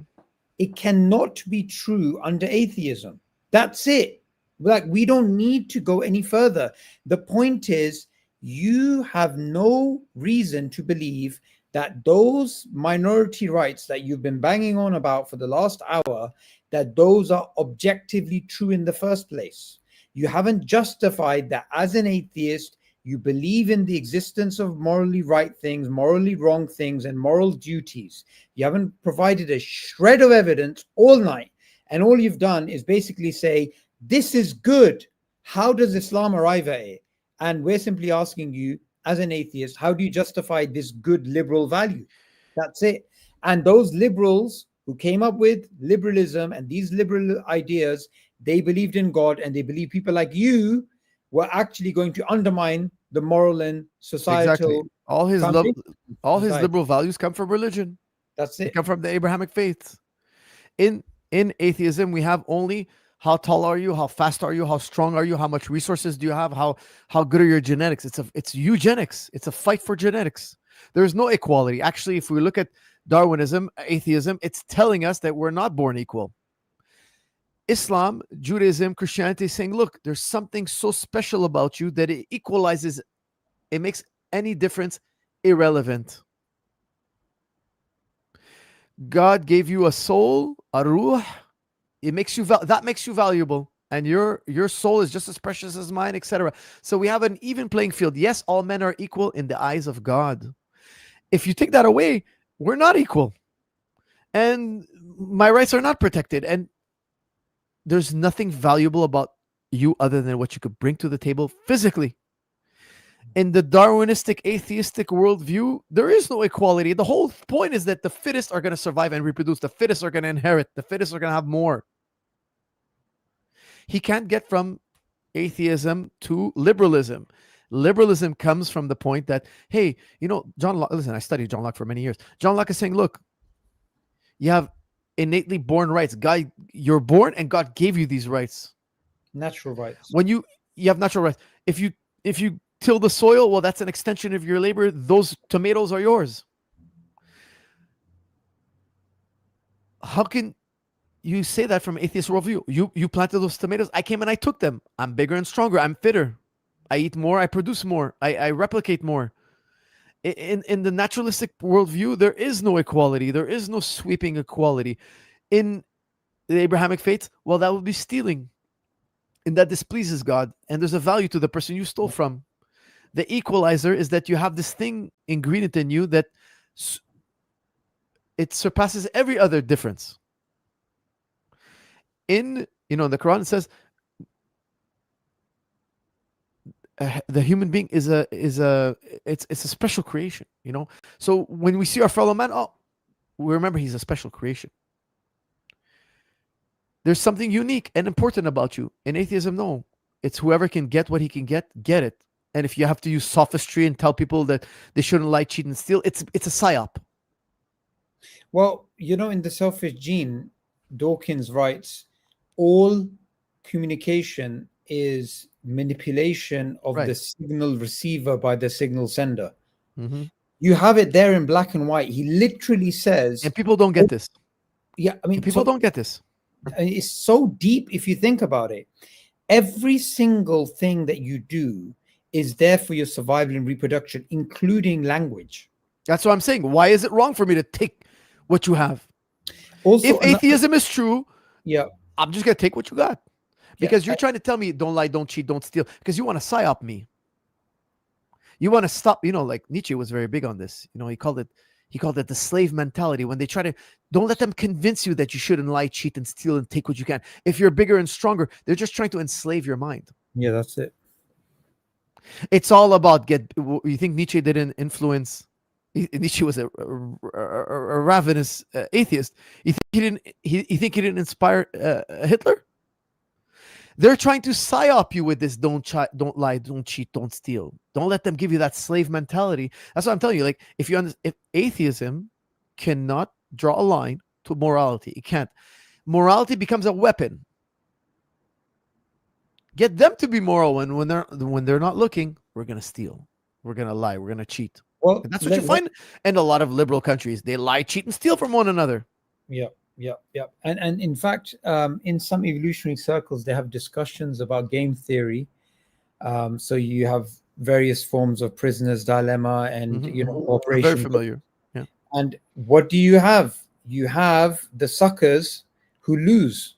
You have that cheater, and that cheater will be able to manipulate a system, and the system would collapse. Another point, a lot of the language being used when it comes to try and justify morality from a Darwinian perspective is done in the way as if it's for the betterment of the species. And that's a complete misrepresentation. Darwinism is about the self. It's not about the species. You could kill an entire ecosystem. You could destroy an entire city as long as it increases your genetic data. So it's got nothing, and this is the thing. There's no greater good. There's no collective. It's me. There's no collective. And literally the only way that they try and bring in the collective is through group selection. But what they forget is group selection works when groups are fighting each other. So yes, you'll be nice to the people in your group, and they use that to say we're supposed to be moral, but then you can be ruthless to the outer group. In group altruism, out group violence. And I'm only good to you until you don't serve my purpose anymore. Yeah. And the funny thing is, a lot of these Darwinists, I have to educate them and then refute them, because it's like, it's like some random guy tries to fight you, and then you're like, listen, stop. Yeah, before you fight me, let me show you how to do a single leg takedown. Let me show you some defense. Then you beat the crap out of him. Yeah, it's fascinating how he didn't even attempt to draw a line from atheism to morality or liberalism. But there is no line to be drawn. That's the thing. There's no line to be drawn. Yeah, absolutely.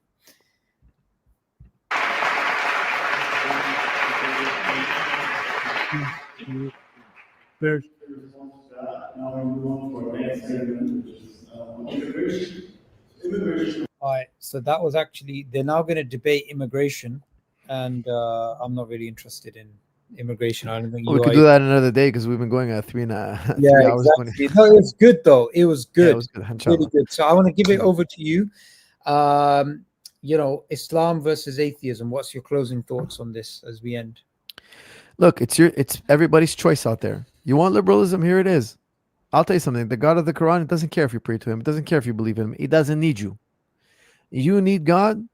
And I'll tell you something. You're always going to have an empty space if you don't fill it with God. And you have to have a genuine belief in God.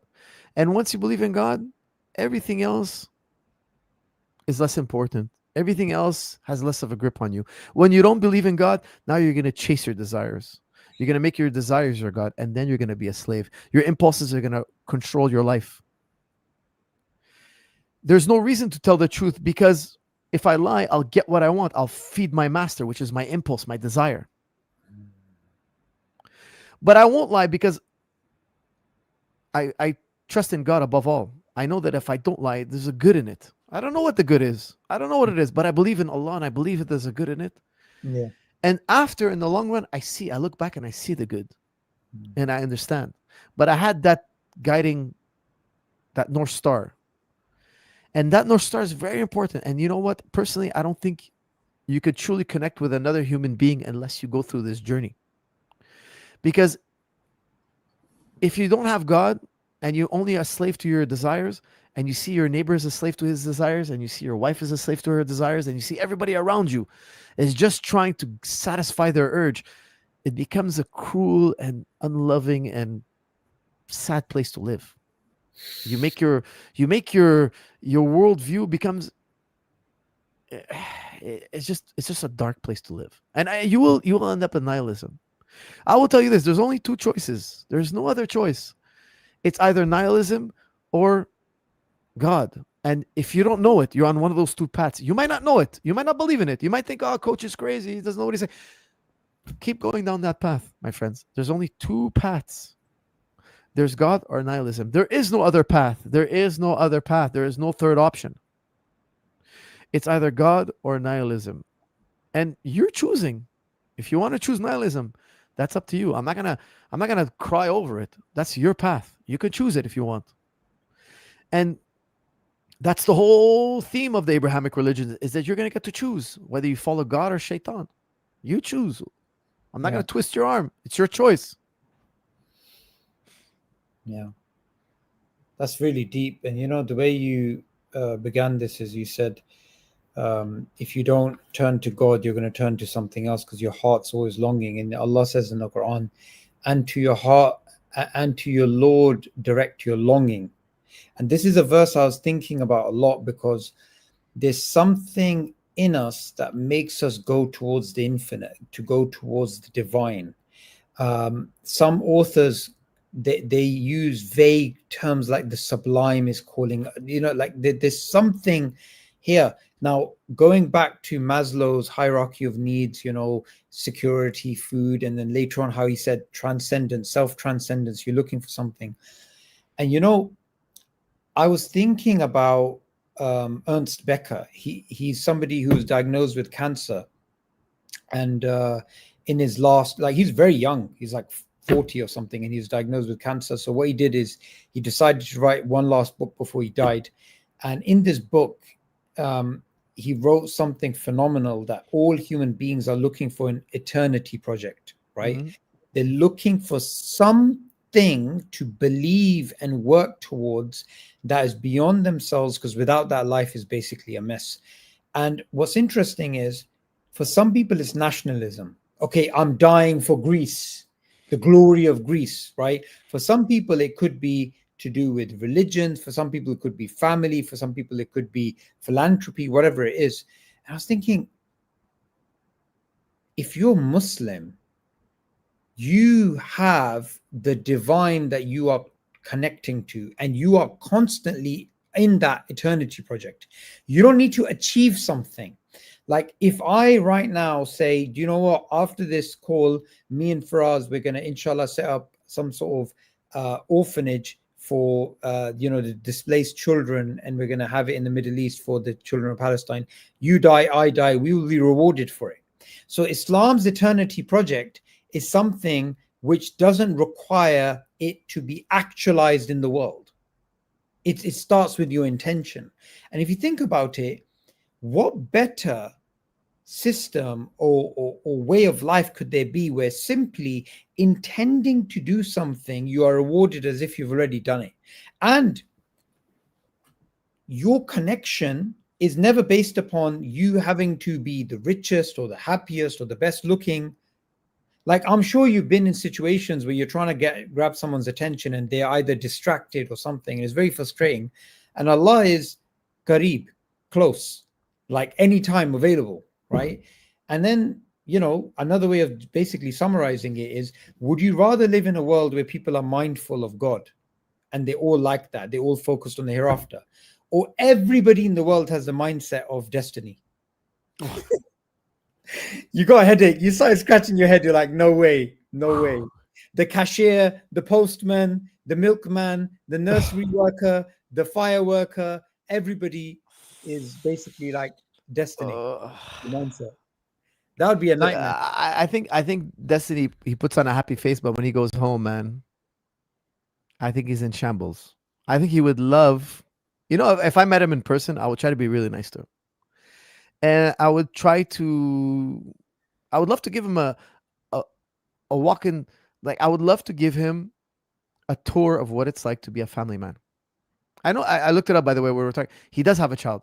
I would love for him to experience a functional nuclear family where the wife is loyal to you, you're loyal to her, you have kids, they respect you, there's a cohesion, we're working for we care about the family. I wish he can just step out of his shoes and walk in our shoes for a moment. I think he would have a life-changing paradigm shift if he could be part of the collective. Like, I think he's missing out. I feel bad for him. I think he in his mind he thinks he's living the best life, and he's totally wrong. He's totally wrong, and he doesn't know it. And that's why, like, if he was somebody I knew, I would try to tempt him to just see what it's like, and he would change his mind. I think he would have an epiphany.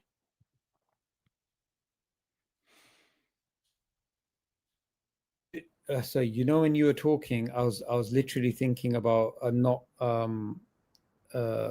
experiencing the other side. Frank Jackson's 1982 experiment of Mary's room, right? Yeah. So it's not ever experiencing the color red, right? Same thing. He's never experienced Iman. And if you haven't experienced Iman, all the comparison, the Western world, this, that, it's absolutely nothing. Look, we talked about earlier in this podcast about that there's an inner point of awareness. When the Muslim, we say Allahu Akbar when we start the prayer, that gesture, by the way, it's supposed to be you're throwing the whole dunya behind you. You're throwing the whole world behind you. And even your body is part of the world. You throw the whole body behind, everything behind you. What is there left? There's this point of awareness. Okay. Allahu Akbar.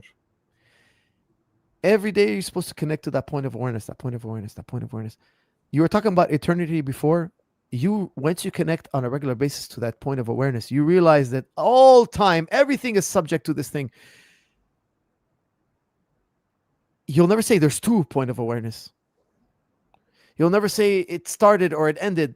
It's always there, and you're in it, and time, everything is subject to it. Even your idea of time, even your idea of space, everything is subject to it.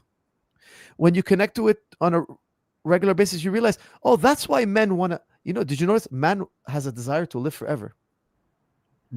Because he's connected to something that is eternal. You mentioned eternity. We have a connection to eternity. We never saw eternity out in the world.